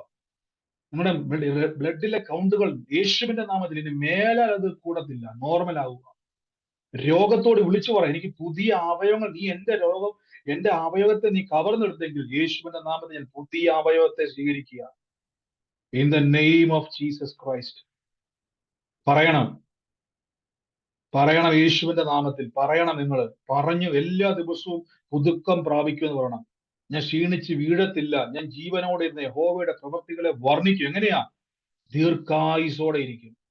പെടുമരണമല്ല, ദീർഘായുസോടെ ഇരിക്കും. ദിവ്യ ആരോഗ്യത്തോടെ ഇരിക്കും. മനസ്സിലാകുന്നുണ്ട്? ദിവ്യ ആരോഗ്യത്തോടെ കൽപ്പിക്കണം, പറയണം. നമ്മൾ പറഞ്ഞു തുടങ്ങിക്കഴിഞ്ഞാൽ, ഹിസ്കിയാവിന് മനസ്സിലായിട്ട് 18-ാം അധ്യായത്തിൽ തുടങ്ങിയത്, ഞാനത് വായിച്ചു തുടങ്ങിയതാണ്. അവരിത് ഫോളോ ചെയ്തത്, അവർ ഗുണപ്പെട്ടത് കണ്ടോ? മരിക്കുമെന്ന് പറഞ്ഞ പ്രവചനത്തെ പോലും തിരുത്തി കുറിക്കുവാൻ തന്റെ പ്രാർത്ഥനയുടെ ശക്തിയാൽ കഴിഞ്ഞു. കാരണം തന്റെ പ്രാർത്ഥന അണ്ടർസ്റ്റാൻഡിങ്ങിന്റെ അകത്തുള്ള പ്രാർത്ഥനയാണ്. വചനമകത്തുള്ളവൻ പ്രതികൂലം വരുമ്പോൾ തന്നെ പ്രാർത്ഥിക്കും. അകത്ത് വചനമുള്ള പ്രത്യേക നമ്മൾ ഒത്തിരി സാക്ഷ്യം കേട്ടോ. നമ്മൾ ഇതിന്റെ അകത്ത് നിൽക്കുന്നവരായതുകൊണ്ട് നമുക്ക് പ്രത്യേകിച്ച് വലിയൊരു അനുഗ്രഹം കേട്ടോ. നമ്മളിങ്ങനെ കേട്ട് കേൾവിക്കകത്തല്ല, നമ്മൾ അനുഭവത്തിൽ നിൽക്കുന്നവരാ, സാക്ഷ്യത്തിൽ നിൽക്കുന്നവരാ നമ്മൾ എല്ലാ ദിവസവും. എനിക്ക് നിങ്ങൾക്കൊക്കെ എക്സ്പീരിയൻസ് ഉള്ളവരാ നമ്മൾ. ഈ ദിവസങ്ങളിൽ ഞാൻ പറയുന്നു, നിങ്ങൾ പറ എനിക്ക് പ്രതികൂലമായി നിൽക്കുന്നതെല്ലാം ഇന്ന് അനുകൂലമാകുന്നു പറ. അതിന്റെ റിസൾട്ട് ഞാൻ കാണാൻ പോവാന്ന് പറ. ഇപ്പോൾ എനിക്ക് പ്രതികൂലമായി നിൽക്കുന്ന പ്രശ്നങ്ങൾ മുഴുവനും ഞാൻ സാക്ഷ്യമായി തീരാൻ പോവാ യേശുവിന്റെ നാമത്തിൽ എന്ന് പറഞ്ഞേ. അങ്ങനെ തന്നെ പറഞ്ഞു, എനിക്ക് പ്രതികൂലമായി നിൽക്കുന്ന സകല വിഷയങ്ങളും ഇപ്പോൾ ഈ നിമിഷം ഞാൻ അതിനെ മുഴുവൻ ബ്രേക്ക് ചെയ്തിട്ട് യേശുവിന്റെ നാമത്തിൽ സകല പ്രപഞ്ചത്തെ നിർമ്മിച്ച ദൈവം എനിക്ക് അനുകൂലമായതുകൊണ്ട് ഞാൻ യേശുവിന്റെ നാമത്തിൽ നിലനിൽക്കും, അനുകൂലമായി തീരും. ഈ മാസം തീരുന്നതിന്റെ അകത്ത് ഞാൻ അസാധാരണമായ സാക്ഷ്യങ്ങൾ കാണും. യേശുവേ നന്ദി, യേശുവേ നന്ദി, യേശുവേ നന്ദി. ഞങ്ങളെ അനുഗ്രഹിച്ച് പ്രാർത്ഥിക്കുന്നു. Thank you Holy Spirit. യേശുവിന്റെ നാമത്തിൽ ഞാൻ ഒരു ബ്ലസ്സി എന്ന് പറഞ്ഞൊരു സഹോദരിയെ കാണും. ബ്ലസ്സി 2 പെൺമക്കളുമായിട്ടിരിക്കുന്ന ബ്ലസ്സിയോട് കർത്താവ് ഇങ്ങനെ പറയാൻ പറഞ്ഞു, നിന്റെ കുടുംബം തകർന്നു പോകത്തില്ല. യേശുവിന്റെ നാമത്തിൽ നിങ്ങളുടെ കുടുംബം തകർന്നു പോകത്തില്ല. ദൈവത്താൽ ഇന്ന് അനുഗ്രഹിക്കപ്പെടാൻ വേണ്ടി പോവാ. ആ 2 തലമുറകളെ കൊണ്ട്, തലമുറകളെ കൊണ്ട് യേശുവിന്റെ നാമത്തിൽ ഇന്ന് കർത്താവിന്റെ സാക്ഷിയായ കുടുംബത്തെ ദൈവം മാറ്റും. യേശുവിന്റെ നാമത്തിൽ പ്രാർത്ഥിക്കും. പിതാവേ, ഞങ്ങളുടെ അത്ഭുതം ഉണ്ടാകുന്നു.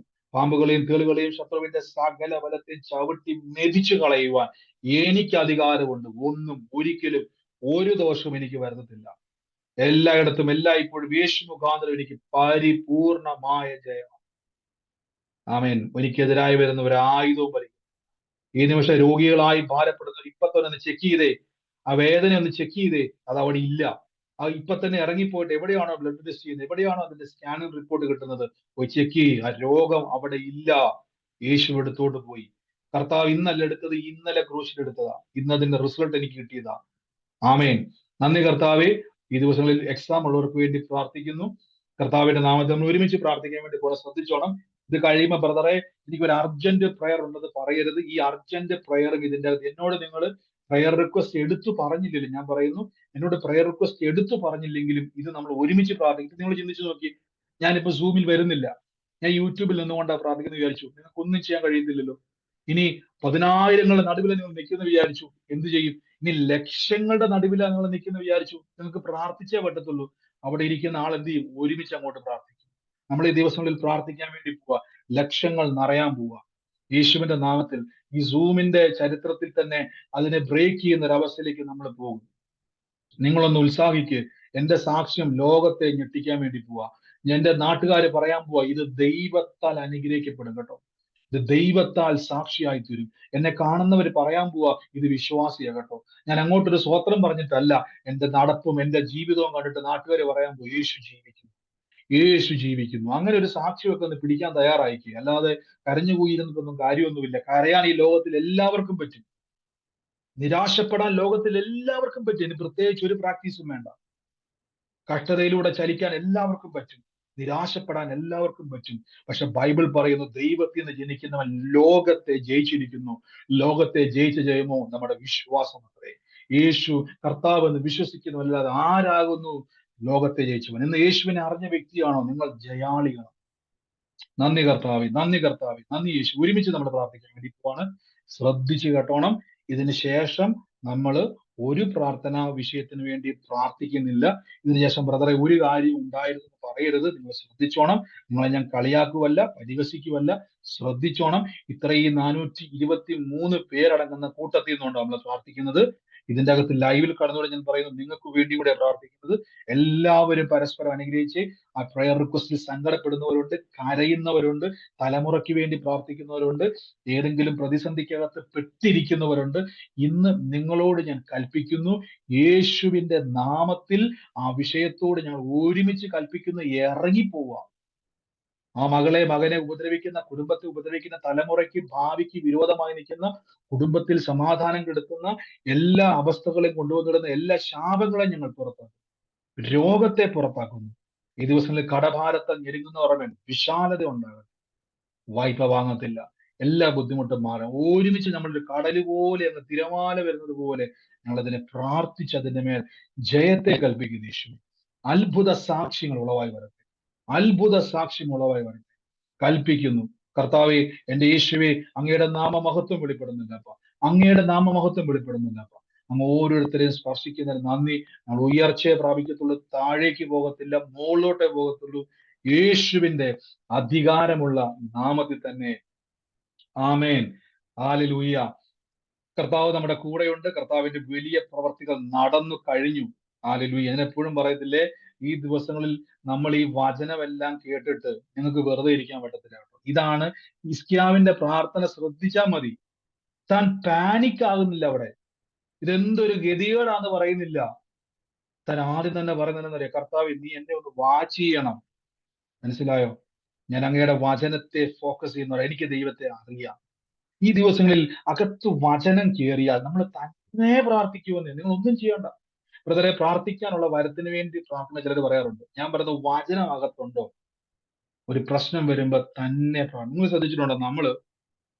നമ്മളിപ്പം ഈ നമ്മുടെ കൈക്കൊക്കെ ഒരു പ്രത്യേകത ഉണ്ട്. നിങ്ങളുടെ കണ്ണിലോട്ട് ഒരു പൊടി വന്നാൽ നമ്മൾ പെട്ടെന്ന് വാഗോണ്ട് പറയാം, കൈ പെട്ടെന്ന് ഒന്ന് തട്ടി മാറ്റിക്കേ എന്ന് പറയുമോ? ഒരു സഡൻ ആയിട്ട് റെസ്പോണ്ട് ചെയ്യും. ശ്രദ്ധിച്ചിട്ടുണ്ടോ?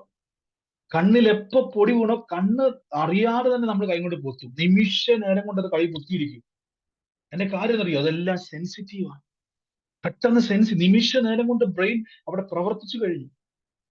വചനം അകത്ത് വെച്ച് ഈ ദിവസങ്ങളിൽ ഒന്ന് പറഞ്ഞു തുടങ്ങി. ഒരു പ്രശ്നം വരുമ്പോൾ നിങ്ങൾ പ്രത്യേകിച്ച് പ്രാർത്ഥനാ വരത്തിന് വേണ്ടി ഒന്നും ചെയ്യണ്ട. നിങ്ങൾ തന്നെ പ്രാർത്ഥിക്കും. ഹിസ്കിയാവേ, നീ മരിക്കും. പ്രവാചകനാ പറയുന്നത്, ചില്ലറക്കാരനല്ല. അദ്ദേഹം എന്ത് ചെയ്തു? പിന്നെയും പ്രാർത്ഥിക്കുക. കാര്യം ഇത് ശീലമായി പോയി. അതിനു മുമ്പത്തെ വചനടുത്തല്ലോ, തന്റെ മുമ്പിൽ ഒരു രാജ്യം തന്നെ തകർക്കാൻ നിൽക്കുമ്പോ ഉടനെ കൊണ്ടേ പ്രാർത്ഥിക്കുക. യുദ്ധം ചെയ്താൽ പോരെ, എന്തിനാ പ്രാർത്ഥിക്കുന്നത്? ശീലിച്ചവൻ അങ്ങനെ പറ്റത്തുള്ളൂ. ദൈവത്തെ പറ്റി അറിവുള്ളവൻ തന്നെ പ്രാർത്ഥിച്ചിരിക്കും. God bless U. നമുക്ക് ഒരുമിച്ച് വൻ കാര്യങ്ങളെ കർത്താവിന്റെ സന്നിധിയിൽ മുന്നോട്ട് നേടാം. നമുക്ക് ഈ സമയത്ത് ആർക്കെങ്കിലും നിങ്ങൾക്ക് ഒരു സാക്ഷ്യം പറയാനുണ്ടെങ്കിൽ പറയാനുള്ള സമയമാണ്. ദൈവിക ആലോചന ഇടപെട്ടവരുണ്ടെങ്കിൽ പറയാനുള്ള സമയമാണ്. ഒരേ ആലോചന നിങ്ങൾക്ക് ഇടപെട്ടെങ്കിൽ നിങ്ങൾ എക്സ്പ്ലെയിൻ ചെയ്യേണ്ട. ഒരാൾ അത് പറഞ്ഞതിന് ശേഷം ബ്രദർ എന്റെ വിഷയം എന്ന് പറയേണ്ട. ഒരേ ആലോചന നിങ്ങൾക്ക് ഇടപെട്ടെങ്കിൽ നിങ്ങൾ ഇത് ആമേൻ പറഞ്ഞ് സ്വീകരിച്ചാൽ മതി. ഒരു കുഴപ്പമില്ല. അതെടുത്ത് പറഞ്ഞില്ലെങ്കിലും കുഴപ്പമില്ല. നിങ്ങളത് മനസ്സിലാക്കിയാൽ മതി. അതിന്റെ റിസൾട്ട് കാത്തിരുന്നോണം. രണ്ടാമതായിട്ട്, സാക്ഷ്യമുള്ളവർ ചുരുക്കം വാക്യത്തിൽ പറയും. നിങ്ങൾ നീട്ടിപ്പോകരുത്. എന്താണോ അത് നിങ്ങൾ ചെയ്തത്, എന്താണോ സംഭവിച്ചത്, അത് മാത്രം പറയാം. ഉണ്ടെങ്കിൽ നിങ്ങൾക്ക് പറയാം, ഇല്ലെങ്കിൽ നമുക്ക് വിശ്വാസ പ്രഖ്യാപനം പറയാം. അപ്പൊ ഉള്ളവരാരെങ്കിലും ഉണ്ടെങ്കിൽ പറഞ്ഞോട്ടെ.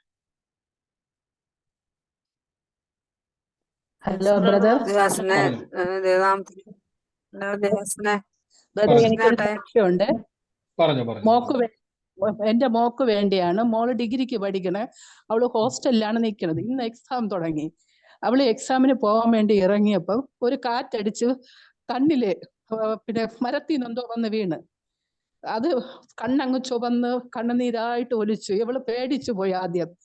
എന്നിട്ട് കണ്ണെല്ലാം കഴിയിട്ട് ഇവള് പ്രാർത്ഥിച്ച്, ദൈവമേ എനിക്ക് നെക്സ്റ്റ് എഴുതാൻ സാധിക്കണേ എന്ന് പറഞ്ഞ് പ്രാർത്ഥിച്ചു.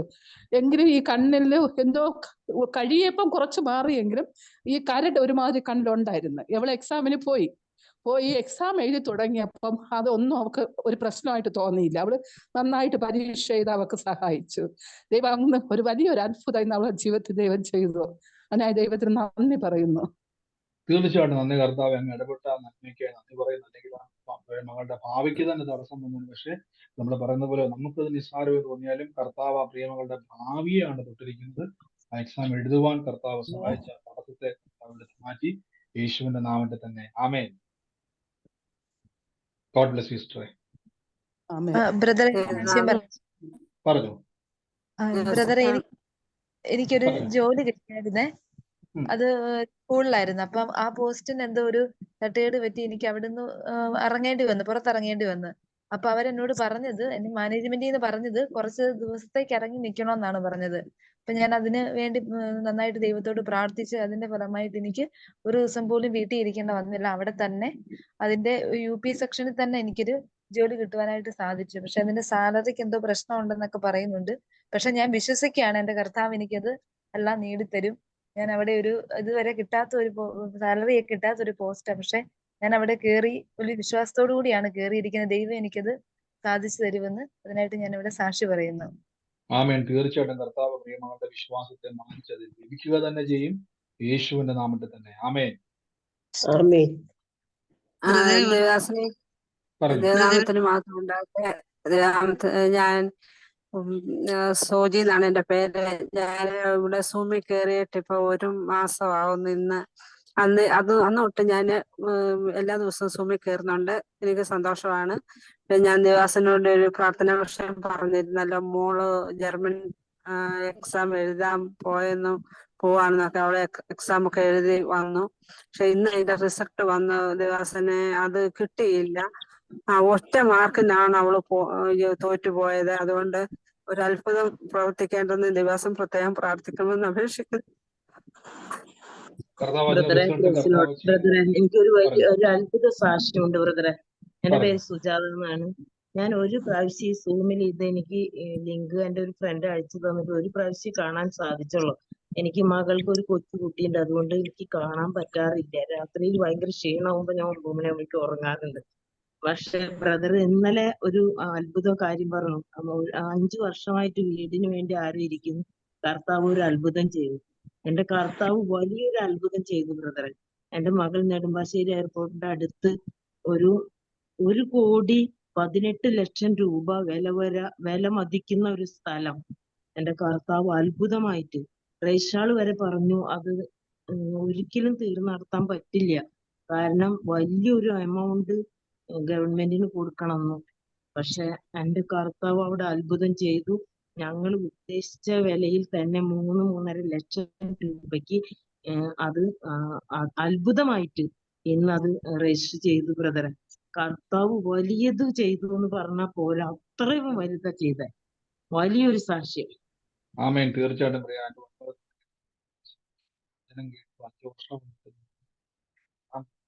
അത് ഏറ്റെടുത്തു. അതിന്റെ റിസൾട്ട് കഴിഞ്ഞ ദിവസം തന്നെ എന്നെ സാക്ഷ്യമായിട്ട് വന്നപ്പോൾ ഞാൻ പറഞ്ഞില്ലേ, ദൈവത്തിന് നിങ്ങളുടെ വിഷയത്തെ അറിയാം. കർത്താവ് അത് പറയുമ്പോൾ ചാടി പിടിച്ചോണം. പറഞ്ഞ പോലെ തന്നെ 5 വർഷമായിട്ട് കിടക്കുമായിരുന്നു. ദൈവം അത് തൊട്ടു. ആ വിഷയത്തിന്റെ മേൽ സാക്ഷ്യമാക്കി കൃപയ്ക്ക് നന്ദി. യേശുവിന്റെ നാമത്തിൽ തന്നെ. ആമേൻ. God bless you sister. ദിവസം കേട്ടില്ലായിരുന്നോ മോളെ വിഷയം ഞാൻ പറഞ്ഞത്? തീർച്ചയായിട്ടും സിസ്റ്റർ, നമ്മളത് പ്രാർത്ഥിച്ചു കഴിഞ്ഞ് ഞാൻ പറഞ്ഞല്ലോ, തുടക്കം മുതലേ ഞാൻ പറഞ്ഞായിരുന്നു, നമ്മൾ ഓരോ വിഷയം ഇപ്പൊ അനുഭവിക്കുന്ന വിഷയങ്ങളെല്ലാം പ്രാർത്ഥിച്ചു കഴിഞ്ഞു. ഈ നിമിഷം മുതൽ കർത്താവ് ഈ ദിവസങ്ങളിൽ ആ റിസൾട്ട് ഞങ്ങൾക്ക് അനുകൂലമായി ഇനി മുന്നോട്ട് അത് വെളിപ്പെടും. അതിനുവേണ്ടി ഞങ്ങൾ ഇനി അടുത്ത ദിവസം ചെയ്യുന്നു കേട്ടോ. അങ്ങനെ തന്നെ പറഞ്ഞാൽ മതി കേട്ടോ.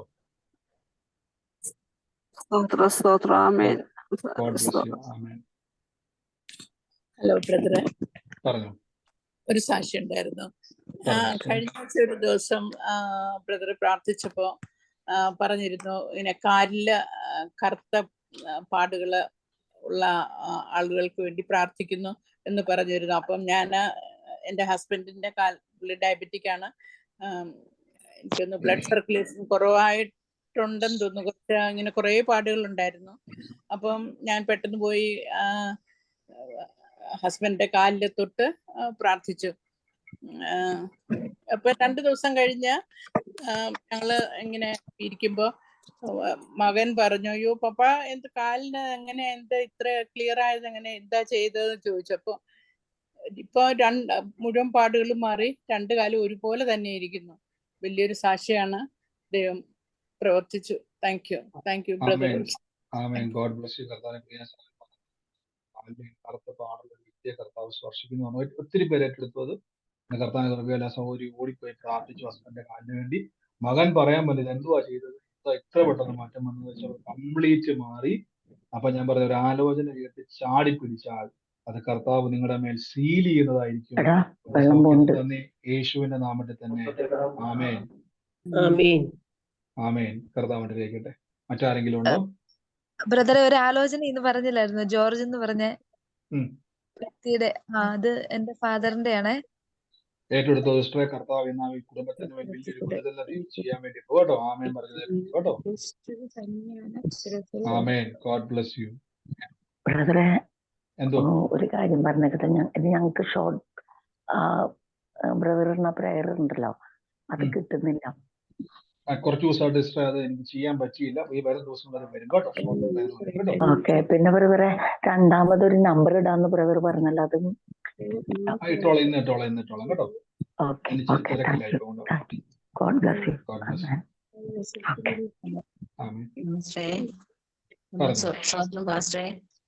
പറഞ്ഞു. ശാസ്ത്രി, ഞാനിത് ഇതിന് ചേർന്നിട്ട് ഇപ്പൊ കുറച്ച് ദിവസമായതേ ഉള്ളൂ. എന്റെ പേര് സജിത എന്നാണ്. എന്റെ ഹസ്ബൻഡിന് വേണ്ടിയിട്ടൊന്ന് പ്രാർത്ഥിക്കണേ. എന്റെ ഹസ്ബൻഡിന് ഒരുപാട് BP കൂടുതലായിട്ട് വരുന്നു. 38 വയസ്സേ ഉള്ളൂ. എന്താണെന്ന് അറിയില്ല, ഇടയ്ക്കിടയ്ക്ക് ഇങ്ങനെ വരും. ഞാൻ പള്ളിയായിട്ട് നല്ല വിശ്വാസമുള്ള ആളാണ്. പക്ഷേ പാസ്റ്റിന്റെ പ്രാർത്ഥന കണ്ടുകൊണ്ടിരുന്നപ്പോൾ ഒരു അന്യഭാഷയുടെ പ്രാർത്ഥനയിൽ ഞാൻ ഉണ്ടായിരുന്നു. ഞാൻ ഇന്ന് ഉപവാസ പ്രാർത്ഥനയ്ക്ക് ഞാൻ പള്ളിയിൽ പോയപ്പോൾ ഞാൻ ഉപവാസം ആയിരുന്നു. അപ്പോഴത്തേനും ഞാനും ഒരു സിസ്റ്റർ മാത്രമേ ഉള്ളൂ ആ പള്ളിയിൽ പ്രാർത്ഥിക്കാൻ.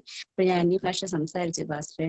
എനിക്ക് അത് ഞാൻ പറഞ്ഞ വാക്കുകൾ ഒരു അറബ് ഭാഷ പോലെയാണ് വന്നത്. അപ്പം എനിക്ക് വല്ലാത്തൊരു ടെൻഷൻ, അത് ദൈവകൃപയാണ് എല്ലാം ഒരു വല്ലാത്തൊരു ടെൻഷനായി. പക്ഷെ അത് പറഞ്ഞു, 2 വാക്കേ ഉണ്ടായിരുന്നു, അത് ഞാൻ പറഞ്ഞു.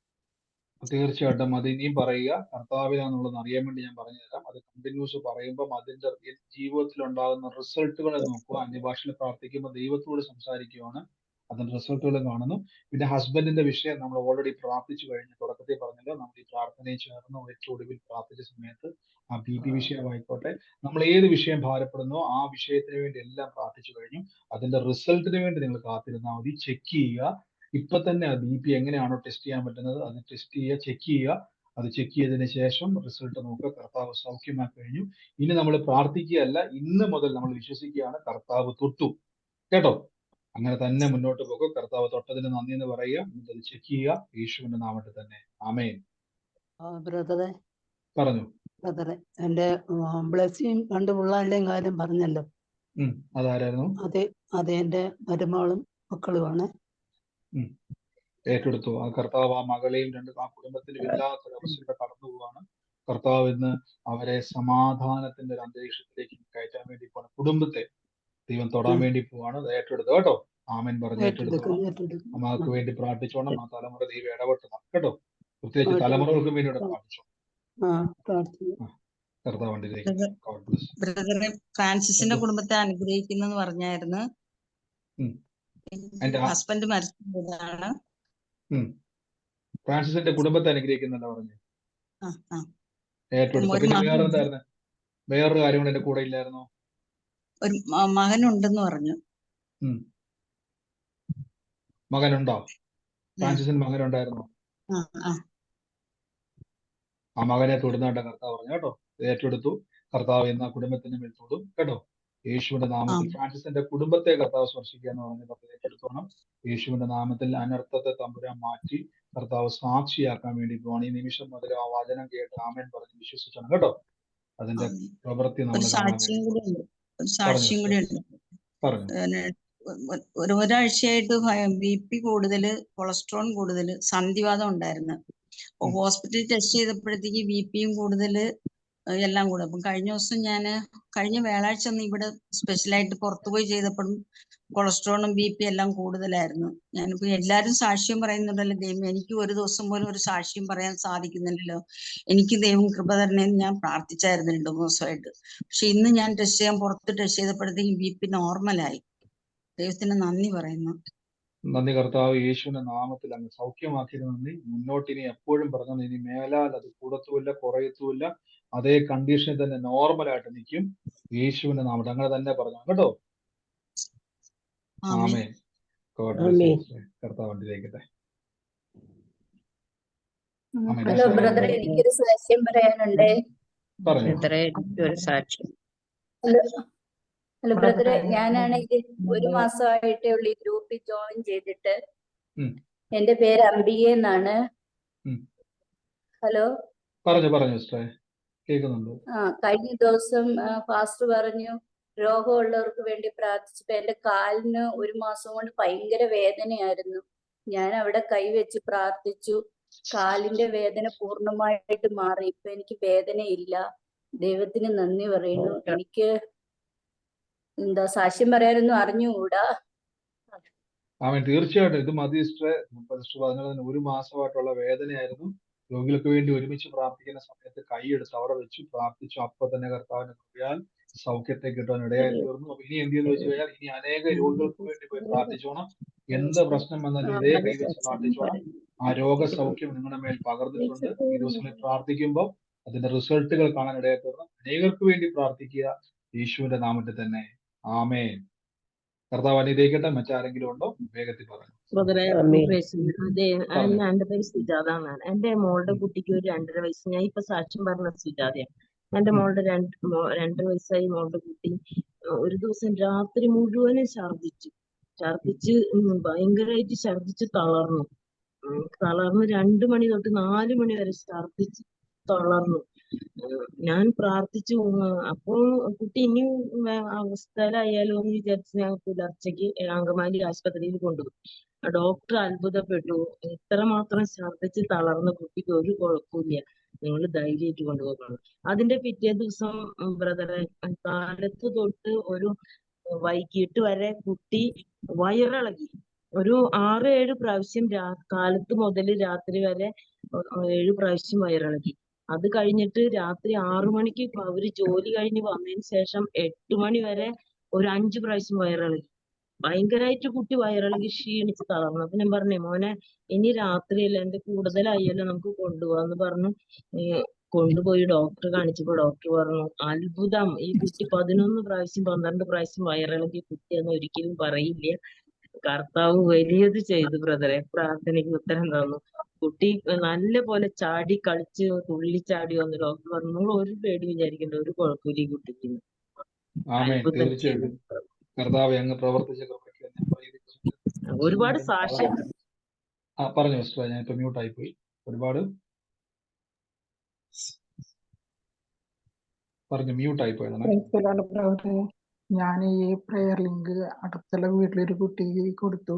ആ കുട്ടി 3 ആഴ്ച ഈ പ്രെയറിൽ കയറി അവൾക്കൊരു ജോലി കിട്ടി. ആമേൻ. തീർച്ചയായിട്ടും. ആദ്യ ആ സഹോദരി അതുപോലെ ജോലി ലഭിച്ചു എന്ന് പറഞ്ഞു. സഹോദരി പറഞ്ഞ പോലെ തന്നെ നമ്മള് പ്രാർത്ഥന ലിങ്ക് കൊടുത്തു. നിങ്ങൾ എപ്പോഴും പറഞ്ഞ ലിങ്ക് കൊടുത്തവരും ഷെയർ കൊടുത്തവരും ഞങ്ങളോട് പറയുന്നത് ചെയ്യണം. സഹോദരി പറഞ്ഞ പോലെ തന്നെ ആ ജോലി ഇല്ലാതിരിക്കുമായിരുന്നു, ലിങ്ക് കൊടുത്ത് പ്രാർത്ഥനയിൽ ജോയിൻ ചെയ്തു. കർത്താൻ പലപ്പോഴും നമുക്കറിയത്തില്ല, നമ്മുടെ ജീവിതത്തിൽ എവിടെയെങ്കിലും ഒക്കെ ഒരു തടസ്സം കാണും.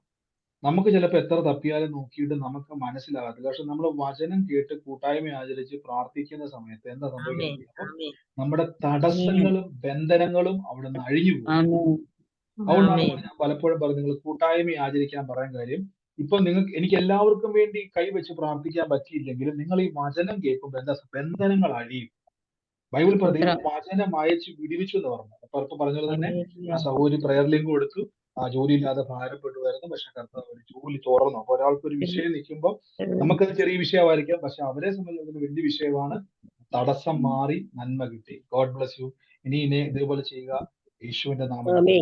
ഒരു മിനിറ്റ്, ഞാൻ നമ്മുടെ പുതിയ ഗ്രൂപ്പിന്റെ ലിങ്ക് ആൾക്കാർ ചോദിക്കുന്നുണ്ട്. നമ്മുടെ പുതിയ, അതായത് ഈ പഴയ നമ്മുടെ ഗ്രൂപ്പിൽ ചേർന്നവര് അത് നിറഞ്ഞതുകൊണ്ടാണ് പുതിയ ഗ്രൂപ്പ് ഞാൻ എപ്പോഴും പറയുന്നതാണ്. ഞാൻ പുതിയ ലിങ്ക് ചോദിക്കുന്നവർക്ക് ഇടുവാണ്. അത് ഫില്ല് ആയതുകൊണ്ടാണ് പലർക്കും കയറാൻ പറ്റാത്തത്. ഇപ്പൊ ഞാൻ എല്ലാവർക്കും അയച്ചിട്ടുണ്ട് എന്റെ പേരിൽ തന്നെ. അത് നിങ്ങൾക്ക് എന്ത് ചെയ്യാം, പുതിയ ഗ്രൂപ്പിലേക്ക് ജോയിൻ ചെയ്യാം. നിങ്ങൾ പഴയ ആൾക്കാർ ഇത് ചെയ്യരുത്. അത് ഫില്ല് ആയതുകൊണ്ടാണ് ഇതിലോട്ട് വരുന്നത്. എനിക്ക് പറയുന്നതിന്റെ കാരണം പല ആൾക്കാരും അതിൽ വന്ന് ചേർന്നുണ്ട്. അതുകൊണ്ട് ഇത് പുതിയതായിട്ട് ജോയിൻ ചെയ്യുന്നവർക്ക് വേണ്ടിയാണ്. സെയിം തന്നെയാണ് ഗ്രൂപ്പ്, പേര് വ്യത്യാസപ്പെടുത്തുന്നത് മാത്രമേ ഉള്ളൂ. കർത്താവ് അനുഗ്രഹിക്കട്ടെ. മറ്റാരെങ്കിലും ഉണ്ടോ സാക്ഷ്യം പറയാനുണ്ടെങ്കിൽ പറഞ്ഞാൽ. ബ്രദറെ, എന്റെ സഹോദരന്റെ പേരും ഫ്രാൻസിസ് എന്നാണ്. ഒരു മകനെ ഓർത്ത ഒരു വിഷമത്തിലുമാണ്. ഏറ്റെടുത്തു സിസ്റ്റർ. ഞാൻ പറഞ്ഞു ഒരേ ആലോചന വരുന്നുണ്ടെങ്കിൽ ഇതേ വിഷയം ഏറ്റെടുത്തു. ആമേൻ പറഞ്ഞ കർത്താവ് ഏറ്റെടുക്കുന്നു. ഞാൻ വലിയൊരു സാക്ഷ്യം കേൾക്കുമെന്ന് പറഞ്ഞ് ഏറ്റെടുത്തു കേട്ടോ. ഒരേ ആലോചന ഒരേ അടയാളം ഏറ്റെടുത്തോണം. ഞാൻ പലപ്പോഴും പറഞ്ഞില്ല, കർത്താവ് സ്പെസിഫിക് ആയിട്ട് ഇടപെട്ടില്ലെങ്കിലും ഒരുമിച്ച് ഇടപെടും. ആമേൻ. ആമേൻ. God bless you. കർത്താവിന്റെ മറ്റാരെങ്കിലും ഉണ്ടോ? എന്തോ കേൾക്കാമോ? പറഞ്ഞു. എനിക്ക് ഇന്ന് ഈ ബ്രദർ പറഞ്ഞ ഈ വചനത്തിൽ കൂടെ ഒത്തിരി തിരിച്ചറിവും. ഞാൻ ഈ വചനമാണ് ഇന്ന് വായിച്ചത്. ഇതിനകത്ത് തന്നെ ബ്രദർ പറഞ്ഞത് ഒത്തിരി എന്റെ ഹൃദയത്തിൽ അത് ഭയങ്കരമായിട്ട് ഞാൻ ദൈവത്തെ അറിഞ്ഞു. എനിക്ക് അതുപോലെ ഒരു സന്തോഷമുണ്ട് ബ്രദറെ.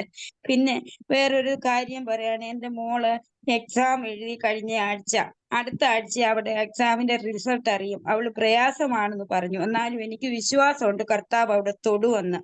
അവള് ജയിക്കുമെന്നുള്ള വിശ്വാസം. അതിനുവേണ്ടി ബ്രദർ ഒന്ന് പ്രാർത്ഥിക്കണേ.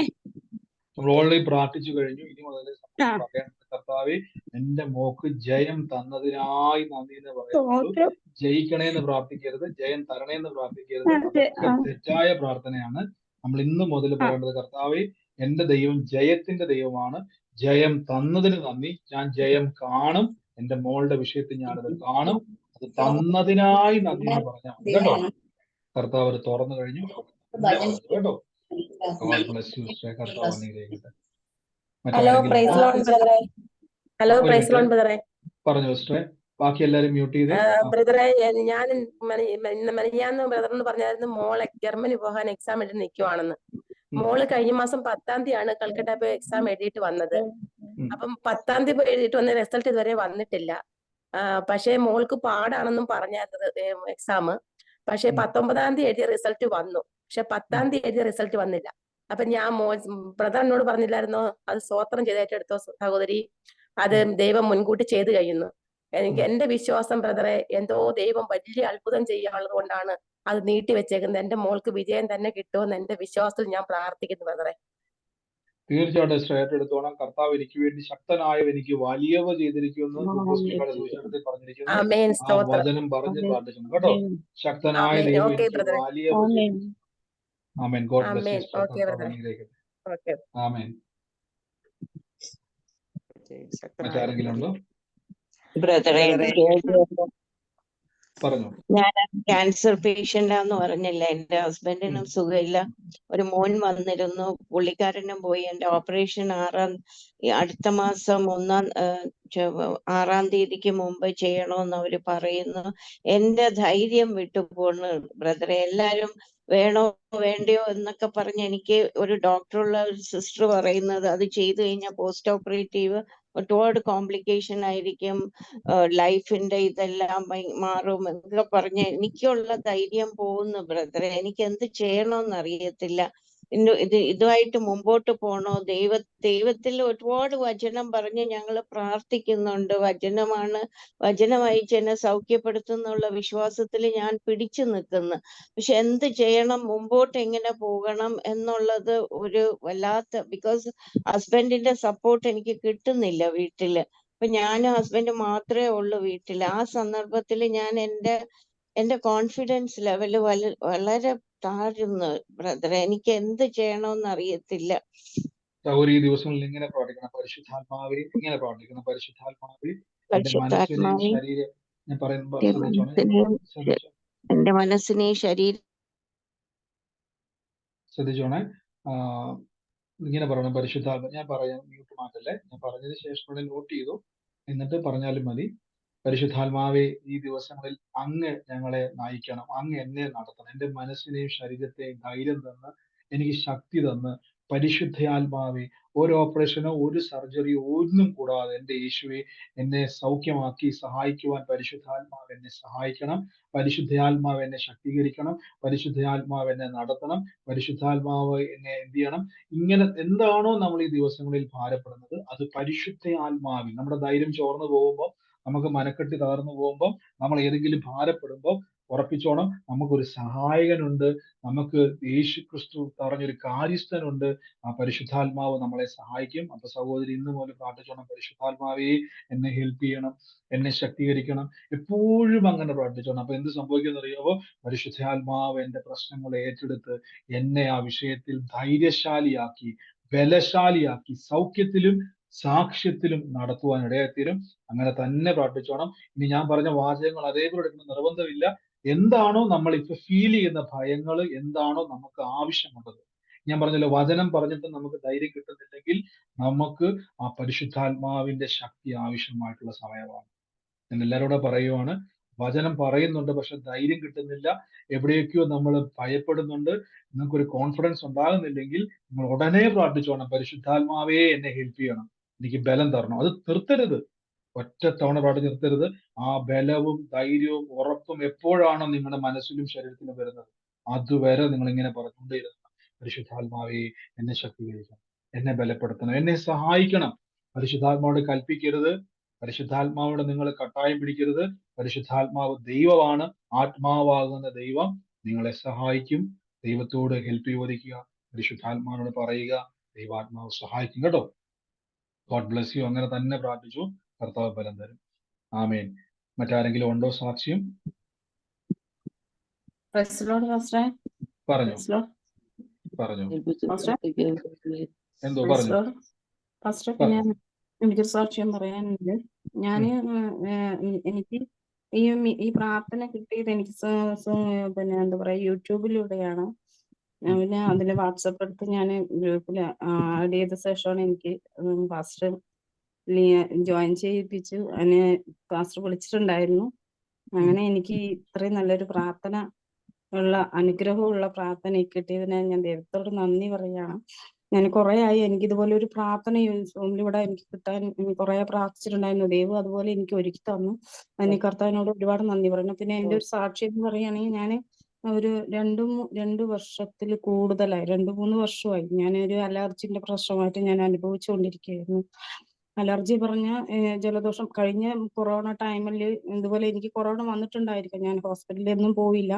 ഞാൻ അങ്ങനെ വീട്ടിൽ തന്നെ ഇരുന്ന് ഞാൻ ആയുർവേദ ഉൽപ്പന്നങ്ങൾ മെഡിസിൻ കഴിച്ചു. എനിക്ക് സമാധാനം ഉണ്ടായിരുന്നു. അതിനുശേഷം 1 വർഷവും ഒരു കുഴപ്പവും ഉണ്ടായിരുന്നില്ല. പിന്നെ 1 വർഷം കഴിഞ്ഞ് ഇതിപ്പോ 2 വർഷമായി എനിക്ക് അലർജി പറഞ്ഞ തുമ്മലും ഇങ്ങനെ ചുമയും, ഒരേ തുമ്മലും ചുമയും വന്നാൽ മൂക്കിൽ കൂടെ വെള്ളം കൊടകൊടോന്ന് ഒഴുകിക്കൊണ്ടേയിരിക്കും. ഒന്നും ചെയ്യാൻ പറ്റില്ല. മൂക്കും ആ സമയത്ത് മൂക്കിന്റെ ഉൾവശങ്ങളും അതുപോലെ തന്നെ കണ്ണ്, മുഖം, പിന്നെ അതുപോലെ തന്നെ തൊണ്ടന്റെ ആ ഭാഗം, ചെവി, ഇങ്ങനെ ഈ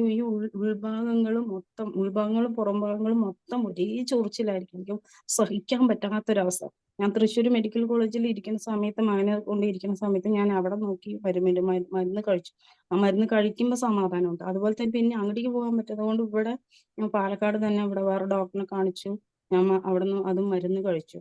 എനിക്ക് പ്രാർത്ഥിക്കുന്നുണ്ട്, ഞാൻ ഡെയിലി പ്രാർത്ഥിക്കുന്നുണ്ട്. എനിക്ക് അതിനൊരു വിടുതൽ എനിക്ക് കിട്ടിയിട്ടേ ഇല്ല അന്നേ വരെ. എന്താ കാരണം എന്ന് ചോദിച്ചാൽ പാസ്റ്റർ പറഞ്ഞ പോലെ പാസ്റ്ററിലൂടെയാണ് എനിക്ക് വചനം, ഈ പ്രാർത്ഥനയിൽ കയറാൻ തുടങ്ങിയ വചനം എന്താണെന്നുള്ളത് എനിക്ക് ശരിക്കും ഞാൻ കർത്താവിനെ അറിഞ്ഞിട്ട് 10-12 വർഷമായി. എന്നാലും എനിക്ക് വചനത്തിനെ കുറിച്ച് എന്താന്നുള്ളത് ഇന്നേ വരെ വ്യക്തമായിട്ട് എനിക്കൊന്നും അറിയില്ലായിരുന്നു. വചനം പ്രാർത്ഥിക്കുന്നുണ്ട്, വചനം വായിക്കുന്നുണ്ട്, അങ്ങനെയല്ലാതെ വചനം ഏത് വിഷയത്തിന് ഏത് വചനം വെച്ച് പ്രാർത്ഥിക്കണം എന്നുള്ളത് എനിക്ക് ഇന്നേ വരെ എനിക്ക് മനസ്സിലായിട്ടില്ല. എനിക്ക് ഈ പ്രാർത്ഥന കിട്ടിയ ശേഷമാണ് വചനം എന്താണ്, ഏത് വിഷയത്തിന് ഏത് വചനമാണ് എടുത്ത് പ്രാർത്ഥിക്കുന്നത് എന്നുള്ളത് എനിക്ക് വ്യക്തമായി മനസ്സിലായി. പാസ്റ്ററിനെ ഞാൻ ഈ ചൊറിച്ചിൽ ഞാൻ അനുഭവിച്ച ഭയങ്കര ബുദ്ധിമുട്ടായിരുന്നു. ഒരാളുടെ അടുത്ത് മുൻപിൽ നിൽക്കാൻ പറ്റില്ല, അവിടെ നിൽക്കാൻ പറ്റില്ല, കിടക്കാൻ പറ്റില്ല, ഇരിക്കാൻ പറ്റില്ല, എന്താ പറയാ, വെയിലത്തൊന്നും ജോലിക്ക് പോകാൻ പറ്റില്ല. അങ്ങനെയുള്ളൊരു മുഖം വേർത്ത ഒരേ ചൊറിച്ചിലായിരുന്നു. അങ്ങനെ ബുദ്ധിമുട്ട് ഒരുപാട് അനുഭവപ്പെട്ടു. ഞാൻ എന്താ പറയാ, ജീവിതം കർത്താവ് എന്നെ ഇങ്ങനെ പരീക്ഷിക്കുന്ന ദൈവത്തിന് പോലും ഞാൻ എന്താ പറയാ ഓരോ സമയത്ത് എനിക്ക് വിഷമത്തോടെ ഇങ്ങനെ പറഞ്ഞിട്ടുണ്ട്. എനിക്കിപ്പോ വചനം പാസ്റ്റർ പറഞ്ഞ പോലെ കർത്താവിന്റെ തിരുമുറിവിനാൽ ഏത് രോഗാവസ്ഥയിലാണ് ആ രോഗത്തിനെ വെച്ചുകൊണ്ട് കർത്താവിന്റെ തിരുമുറിവിനാൽ എനിക്ക് ഈ രോഗത്തിന് സൗഖ്യം വന്നിരിക്കുന്നു. എനിക്ക് വചനം കിട്ടി പാസ്റ്റർ അന്ന് പറഞ്ഞ ഈ സോമിൽ കയറാൻ തുടങ്ങിയ ശേഷം ഈ പ്രാർത്ഥന, ഈ വചനം എനിക്ക് കിട്ടിയ അന്ന് പാസ്റ്റർ പറഞ്ഞു തുടങ്ങി. ഞാൻ അന്ന് തുടങ്ങി എന്റെ മുഖത്ത് പാസ്റ്റർ ഡെയിലി ഞാൻ പ്രാർത്ഥനയ്ക്ക് കയറുമ്പോൾ നിങ്ങളുടെ രോഗാവസ്ഥ എവിടെയാണോ അവിടെ കൈവച്ച് ഞാൻ പ്രാർത്ഥിക്കും, നിങ്ങൾ കൈവച്ച് പ്രാർത്ഥിക്കുന്നു പറഞ്ഞു. ഞാൻ ഡെയിലി അതുപോലെ ഞാൻ പ്രാർത്ഥിക്കുന്ന സമയത്ത് ഞാൻ പറയുന്നുണ്ട്. അതുപോലെ തന്നെ എനിക്കിപ്പോ 2 വർഷത്തിൽ കൂടുതലായി ഞാൻ ഇത് അനുഭവിക്കുന്നത്. എനിക്കിപ്പോ 1 മാസം, ഇപ്പൊ 4 ആഴ്ചന്റെ ഉള്ളിൽ എനിക്ക് പൂർണ്ണ എന്റെ കർത്താവിന്റെ തിരുമുറിവിനാൽ എന്റെ രോഗത്തിന്റെ, ഈ അലർജിയുടെ രോഗത്തിന്റെ എനിക്ക് സൗഖ്യം വന്നിരിക്കുന്നു എന്ന് പറഞ്ഞിട്ട് തന്നെ ഞാൻ മുഖത്ത് 2 കൈയും വെച്ച് ഞാൻ ഉൾഭാഗങ്ങളും പുറം വശങ്ങളും ചൊറിയുന്ന ആ ചൊറിച്ചിൽ കർത്താവ് എനിക്ക് വേണ്ടി മുറിവേറ്റതാണ്, എന്റെ രോഗത്തിന് വേണ്ടി മുറിവേറ്റ. ഞാൻ മനസ്സിലുള്ളിൽ വേദന കൊണ്ട് ഞാൻ പ്രാർത്ഥിച്ചു. അതിന് എന്റെ ദൈവം എനിക്ക് അത്ഭുതകരമായി 2 വർഷം എനിക്ക് മാറ്റിയാൽ മാറാത്തൊരു അസുഖം എനിക്ക് എന്റെ ദൈവം എനിക്ക് സൗഖ്യമാക്കി തന്നു. എന്റെ കർത്താവിന് എത്ര നന്ദി പറഞ്ഞാലും അതില്ല, കോടി നന്ദി പറഞ്ഞു പാസ്റ്റർ. എനിക്ക് പാസ്റ്ററിന്റെ പ്രാർത്ഥനയാണ് ഈ വചനത്തിനെ കുറിച്ച് ഇപ്പോഴാണ് എനിക്ക് വ്യക്തമായി അറിഞ്ഞത്. ഒരുപാട് നന്ദി. പ്രിയ സിസ്റ്റർ പറഞ്ഞ പോലെ തന്നെ നിങ്ങൾ കേട്ടല്ലോ, എല്ലാവരും വലിയൊരു സാക്ഷ്യതയാണ് നമ്മൾ അനുഭവിച്ച സ്ട്രഗ്ലിംഗ് നിങ്ങൾ കേട്ടല്ലോ. ഉൾഭാഗവും മൊത്തത്തിൽ അലർജി നിമിത്തം ഭാരപ്പെട്ടു ഒരു മനുഷ്യന്റെ പോലെ മുമ്പിൽ പോയി ആ ഒരു ചൊറിച്ചിലിന്റെ ബുദ്ധിമുട്ട് നിമിത്തം നിൽക്കാൻ പോലും പറ്റാത്ത ആ ഒരു അവസ്ഥയിലായിരുന്നു 2 വർഷം മേളിലായിട്ട് അനുഭവിച്ചുകൊണ്ടിരുന്നു. പക്ഷെ കർത്താവിന്റെ വചനം കേട്ട് തിരിച്ചറിവിന്റെ അകത്ത് എങ്ങനെ പ്രാർത്ഥിക്കണമെന്ന് മനസ്സിലായി. പ്രാർത്ഥിക്കാൻ ശ്രദ്ധിച്ചു നോക്കി, വർഷങ്ങളായിട്ട് വചനം കേൾക്കുന്നുണ്ടായിരുന്നു, വർഷങ്ങളായിട്ട് വിശ്വാസിയാണ്. പക്ഷെ എങ്ങനെയാണ് പ്രാർത്ഥിക്കണമെന്നുള്ള മർമ്മം പിടികിട്ടി. അങ്ങനെ പ്രാർത്ഥിച്ചു കഴിഞ്ഞപ്പോൾ നിങ്ങൾ കേട്ടു നോക്കി, കർത്താവ് പൂർണ്ണ സൗഖ്യം കൊടുക്കാൻ ഇടയായി തീർന്നു. അല്ലെങ്കിൽ എന്ത് സംഭവിച്ചാനെ? ജീവിതകാലം മുഴുവൻ നിങ്ങൾ ആലോചിച്ച് നോക്കിയാൽ ഈ ഒരു ബുദ്ധിമുട്ട് ഇങ്ങനെ വർദ്ധിച്ചു വർദ്ധിച്ച് ഇതുമായിട്ട് ജീവിക്കേണ്ടി വന്നേനെ. പക്ഷെ യേശുവിന്റെ ആഗ്രഹം അതല്ലെന്ന് നിങ്ങൾ തിരിച്ചറിഞ്ഞോണം. ഓരോ സാക്ഷ്യം കേൾക്കുമ്പോഴും, ഇനി സാക്ഷ്യം ലഭിക്കാത്തവരുണ്ടെങ്കിൽ ബലപ്പെടുക. നിങ്ങൾ അടുത്ത സാക്ഷിയായി തീരാൻ വേണ്ടി പോകണം. ഓരോ സാക്ഷ്യവും നമ്മളോട് പറയുന്നു അടുത്ത നിങ്ങളാണ് ഒരു സാക്ഷി മറ്റൊരു സാക്ഷി ഉളവാക്കുന്നത്. അതുകൊണ്ടാണ് സാക്ഷ്യം പറയാൻ ഞാൻ നിർബന്ധിക്കുന്നത്. എന്ന് കേട്ടതുപോലെ തന്നെ അവസ്ഥ സൗകര്യം പറഞ്ഞപ്പോൾ നിങ്ങൾ മനസ്സിലായല്ലോ, ആ അവസ്ഥയിലൂടെ കടന്നുപോയി. പക്ഷെ ഇന്ന് വന്നിട്ട് പറഞ്ഞു, യേശു എന്നെ സൗഖ്യമാക്കി, കർത്താവ് എന്നെ തൊട്ടു. ഞാൻ ഇവിടെ പറഞ്ഞു, നിങ്ങൾ ആരും വഴിതെറ്റി വന്നതല്ല. ഞാൻ പറഞ്ഞല്ലോ, ഇവിടെ ആരും മിടുക്കന്മാരില്ല, ഒരു ബ്രദറും മിടുക്കനല്ല. ഇവിടെ മിടുക്കൻ ദൈവം മാത്രമാണ്. കർത്താവ് നിങ്ങളെല്ലാം ഇതേപോലെ എവിടുന്നൊക്കെയോ കളക്ട് ചെയ്ത് കൊണ്ടിരുന്നതാണ്. യൂട്യൂബിലായിക്കോട്ടെ, സൂമിലായിക്കോട്ടെ, എവിടുന്നാണെങ്കിലും നിങ്ങൾ ഓർത്തോണം, നിങ്ങൾ വഴിതെറ്റി വരുന്നതല്ല. നിങ്ങളെ ആരോ ഗൈഡ് ചെയ്യുന്നുണ്ടത് മറ്റാരുമല്ല, പരിശുദ്ധ ആത്മാവാണ്. നന്ദി കർത്താവെ, തൊട്ട സാക്ഷ്യത്തിന് നന്ദി. യേശുവിന്റെ അധികാരമുള്ള നാമത്തിൽ തന്നെ. യൂട്യൂബിൽ കാണുന്നവർക്ക് ഡിസ്ക്രിപ്ഷനിൽ നമ്മുടെ പ്രയർ ഗ്രൂപ്പിന്റെ ലിങ്ക് ഉണ്ട്, വാട്സാപ്പിന്റെ. നിങ്ങൾക്ക് ജോയിൻ ചെയ്യാം. ഞാൻ മെസ്സേജ് പറഞ്ഞുള്ളൂ. കർത്താവ് അനുഗ്രഹിക്കട്ടെ. God bless U. പറഞ്ഞു ബ്രദറെ പറഞ്ഞോട്ടെ. പറഞ്ഞു. ബ്രദറെ, ഞാൻ വളരെ വിഷമകരമായ ഒരു അവസ്ഥയിലാണ്. ഞങ്ങൾ മുട്ടുപായിട്ട് പ്രാർത്ഥിക്കുന്നുണ്ട്. ഞങ്ങളുടെ പ്രാർത്ഥന ദൈവം കൈക്കൊള്ളുന്നില്ലെന്ന് ബ്രദറും കൂടെ ഒന്ന് ശക്തമായിട്ട് പ്രാർത്ഥിക്കണം. ഈ 31-ാം തീയതി ഞങ്ങളുടെ ഒരു വസ്തുവിന്റെ ലോൺ ഇതായിട്ട് ജപ്തി ചെയ്യുന്ന അവസ്ഥ വരെ എത്തി. 31-ാം തീയതി കഴിഞ്ഞാൽ ജപ്തി ചെയ്യുമെന്നാണ് അവർ പറഞ്ഞിരിക്കുന്നത്. ഞങ്ങള് അത് വിറ്റിട്ടാണേലും കടം വീട്ടാൻ വേണ്ടി ഒത്തിരി ആൾക്കാരോട് വിൽക്കേണ്ടത് ഏറ്റവും താഴ്ന്ന വിലയ്ക്ക്, ആ നാട്ടിലുള്ള വിലയുടെ പകുതി വിലയ്ക്ക് പോലും കൊടുക്കാൻ നമ്മൾ തയ്യാറാണ്. എന്നിട്ട് പോലും ആരും ആ വസ്തു ഒന്നും മേടിക്കാൻ, 2 ഏക്കർ സ്ഥലമുണ്ട്, ആരും വസ്തു ഒന്നും മേടിക്കാൻ തയ്യാറാവുന്നില്ല. ആ വസ്തു ഒന്ന് വിൽക്കാൻ പറ്റിയിരുന്നെങ്കിൽ ഞങ്ങൾക്ക് 10 ലക്ഷം രൂപ ലോണുള്ളൂ. ആ ലോണ് അടയ്ക്കാനായിട്ട് അത്രയും വസ്തു ജപ്തിയായി പോകാന്ന് പറഞ്ഞാൽ വലിയ ബുദ്ധിമുട്ടാണ്. ഞങ്ങൾക്ക് ആ ലോൺ കടം അടയ്ക്കാൻ പറ്റാത്തൊരു സാഹചര്യം ഉണ്ടായത് ഞങ്ങളുടെ മോനൊരു അസുഖം, തമ്പുരാനായിട്ടൊരു അസുഖം, ഒരു ഓട്ടോഇമ്യൂൺ ഡിസീസാണ് അത് വന്ന്. അപ്പൊ അതിനു വേണ്ടിയിട്ട് നമുക്ക് കുറെ ചികിത്സയ്ക്ക് എല്ലാ മാസവും നല്ലൊരു തുക ചികിത്സ, അതിന്റെ ഇഞ്ചക്ഷനും കാര്യങ്ങൾക്കായിട്ട് അങ്ങനെ ഞങ്ങൾ 4-5 വർഷം അങ്ങനെ കൊച്ചിനെ ചികിത്സിക്കാൻ നല്ലൊരു പൈസയായി. അപ്പം നമുക്ക് ഈ ലോൺ അടയ്ക്കാൻ പറ്റാത്തൊരു അവസ്ഥയിലേക്ക് പോയി. അതുകൊണ്ടാണ് ഇപ്പൊ ഈ ഒരു അവസ്ഥ വന്ന് നമുക്ക് കൊച്ചിന്റെ അസുഖം മാറണം, വസ്തു ജപ്തി ചെയ്യരുത്, എല്ലാത്തിനും സർവേശ്വരന്റെ അനുഗ്രഹം ഉണ്ടാകണം. ബ്രദർ ഞങ്ങൾക്ക് വേണ്ടി ഒന്ന് പ്രാർത്ഥിക്കുവോ? പ്രാർത്ഥനാ സഹായം ഞാൻ തീർച്ചയായിട്ടും ഞാൻ തുടക്കത്തിൽ പറഞ്ഞല്ലോ, നമ്മൾ ഓൾറെഡി പ്രാർത്ഥിച്ചു കഴിഞ്ഞു. അത് ചെറിയ പ്രാർത്ഥനയല്ല. ഞാൻ ഉറപ്പിച്ചു പറയുന്നു, ആ മകൻ രോഗം സൗഖ്യമാകുകയും ചെയ്യും. ഒരു നന്മയും നമ്മളെ നഷ്ടപ്പെട്ടു പോകത്തില്ല കേട്ടോ. നമ്മൾ എന്തുകൊണ്ടാണ് നഷ്ടത്തിലേക്ക് പോകാൻ തീരുമാനിക്കുന്നത് അറിയോ? നമുക്ക് വേറെ വഴിയില്ലാത്തതുകൊണ്ട്. നമ്മുടെ വഴി കർത്താവാണ് സിസ്റ്ററെ. ധൈര്യമായിട്ടിരിക്കും, ഒന്നും നഷ്ടപ്പെടത്തില്ല. നമ്മൾ ഓൾറെഡി പ്രാർത്ഥന അതിന്റെ മേൽ വന്നു കഴിഞ്ഞു. ആ പ്രാർത്ഥന നിങ്ങളുടെ മേൽ തലയ്ക്ക് മീതെ വന്നു കഴിഞ്ഞു. അതിന്റെ റിസൾട്ടുകൾ സംഭവിക്കും. നമ്മൾ എത്രയോ സാക്ഷിനകത്ത് കേട്ടു, ജപ്തി എഴുതി വെച്ച പല വസ്തുക്കളും ഒരു ജപ്തിയും പോകാതെ തന്നെ കർത്താവ് അത്ഭുതം ചെയ്തിട്ടുണ്ട്. ഇതും അങ്ങനെ തന്നെ ചെയ്യും. ധൈര്യമായിട്ടിരുന്നു കേട്ടോ. ഒരു വിഷമവും വേണ്ട. കൂട്ടായ്മ ആചരിച്ചാൽ മതി. ഈ കൂട്ടായ്മയെ കയറുന്നതോടെ ഞാൻ പറയുകയാണ്, നിങ്ങൾ സൂമിലല്ല, യേശുവിന്റെ കൂടെ ഇരിക്കുന്നു. യേശുവിന്റെ ആ ബോധം അകത്ത് വരണം. നിങ്ങൾ സൂമിൽ ഇരിക്കുവല്ല, യേശുവിന്റെ കൂടെ ഒരു ധൈര്യമായിട്ടിരുന്നു. കർത്താവ് മകനെ സൗഖ്യമാക്കും. നഷ്ടപ്പെട്ടു പോകത്തില്ല കേട്ടോ. ഒന്നും പോകത്തില്ല, ഒന്നും നഷ്ടപ്പെട്ടു പോകത്തില്ല. ധൈര്യമായിട്ടിരുന്നോ, യേശു ജീവിക്കുന്നു. അതോ ഏറ്റവും വലിയ ബലം. ഒന്നും നഷ്ടപ്പെട്ടു പോകത്തില്ല. ധൈര്യമായിട്ടിരുന്നോ. കൂട്ടായ്മ ആചരിച്ചു. കർത്താവ് ആ പ്രാർത്ഥന നിങ്ങളുടെ മേൽ വന്നു കഴിഞ്ഞു കേട്ടോ. ധൈര്യം ഇരുത്തും. യേശുവിന്റെ നാമത്തിൽ തന്നെ. ആമേൻ. ആമേൻ. മറ്റാരെങ്കിലും ഉണ്ടോ സാക്ഷ്യം പറയാൻ? ബ്രദറെ, ഞാനൊന്ന് പറഞ്ഞു. ബ്രദർ, ഇന്നലെ സൂമിൽ കൂട്ടായ്മയില്ലായിരുന്നല്ലോ, ഇന്നലെ യൂട്യൂബിലായിരുന്നല്ലോ. അപ്പം ബ്രദർ ഇങ്ങനെ പറഞ്ഞു, പ്രാർത്ഥനയുടെ മധ്യത്തിൽ ഇങ്ങനെ പറഞ്ഞു, ഒരു ഡോക്യുമെന്റ് അനിത ആയിട്ട് ബന്ധപ്പെട്ടിട്ട് ഒരു ഡോക്യുമെന്റ് ഈ അടുത്ത് രജിസ്റ്റർ ആയിട്ട് വരുമെന്ന് പറഞ്ഞു. അങ്ങനെ അത് ഏറ്റെടുത്തോളാനും പറഞ്ഞു. അത് വലിയ നന്മയ്ക്കായിട്ട് മാറും. അതിൽ കൂടെ പറഞ്ഞു എന്താണെന്ന് വെച്ചാൽ കഴിഞ്ഞ 5 വർഷമായിട്ട് പല ആഗ്രഹിച്ചിട്ടും ഒന്നും നടക്കാതെ പോയിട്ട് അങ്ങനെ നിരാശപ്പെട്ടിരിക്കുന്ന ഒരാളോട് കർത്താവ് പറയുവാണ്, എല്ലാ വഴിയും ദൈവം ഒരുക്കി വെച്ചിട്ടുണ്ട്. ദൈവം എല്ലാം നടത്തി തരും. അതുപോലെ ദൈവം പിന്നെ അതിനു വേണ്ടി പൂർത്തീകരിച്ച് കഴിഞ്ഞിരിക്കുന്നു. ഈ ആഴ്ചയിൽ തന്നെ അതിനൊരു രജിസ്റ്റേർഡ് ആയിട്ടുള്ള ഒരു നോട്ടീസ് വരും. ഒരു ഗവൺമെന്റിൽ നിന്ന് വരും. അത് അനിത എന്ന് പറയുന്ന, അത് ഞാനായിരുന്നു ബ്രദറെ. വന്നിട്ടില്ല. ഞാൻ ഇന്റർവ്യൂ അറ്റൻഡ് ചെയ്തേച്ചിരിക്കുക. 24-ാം തീയതി ആയിരുന്നു ഇന്റർവ്യൂ. അപ്പം ബ്രദർ അതെല്ലാം ഇതുപോലെ തന്നെ പ്രെഡിക്റ്റ് ചെയ്ത് പറഞ്ഞതായിരുന്നു. ഒന്ന് പ്രാർത്ഥനയിൽ ഞാനത് വിശ്വസിച്ച, എനിക്ക് അടുത്ത ദിവസം അപ്പോയിന്റ്മെന്റ് ഓർഡർ വരുമെന്ന് പ്രതീക്ഷിച്ച് ഞാൻ കാത്തിരിക്കുക ബ്രദറെ. ഒന്ന് പ്രാർത്ഥിക്കാം. തീർച്ചയായിട്ടും സിസ്റ്ററെ, ഇന്നലെ എനിക്ക് തോന്നുന്നത് നമ്മുടെ പ്രാർത്ഥന സൂമിലല്ലായിരുന്നു. അപ്പൊ യൂട്യൂബിൽ പറഞ്ഞാൽ ഒത്തിരി ആൾക്കാർ എനിക്ക് തോന്നുന്നു. ഇന്ന് ഞാൻ രാവിലെ നോക്കിയത് ഏകദേശം 1000-ന് മുകളിൽ ആൾക്കാർ അതിൽ പങ്കുചേർന്ന് അതായത് കണ്ടായിട്ട് ഞാൻ കാണുന്നുണ്ടായിരുന്നു. അപ്പൊ ഇന്നലെ സൂമിലല്ല സിസ്റ്റർ, ഇന്നലെ ആലോചന കേട്ടു ഡോക്യുമെന്റുമായിട്ട് ബന്ധപ്പെട്ട് എത്ര പേര് കേട്ടത് എനിക്ക് അറിയത്തില്ല. പക്ഷെ ദൈവാത്മാവ് ഇടപെട്ടതാണ്. 5 വർഷമായിട്ട് അതിന്റെ പിന്നിൽ കിടക്കുന്നത്. കർത്താവ് അത് തൊടുന്നു.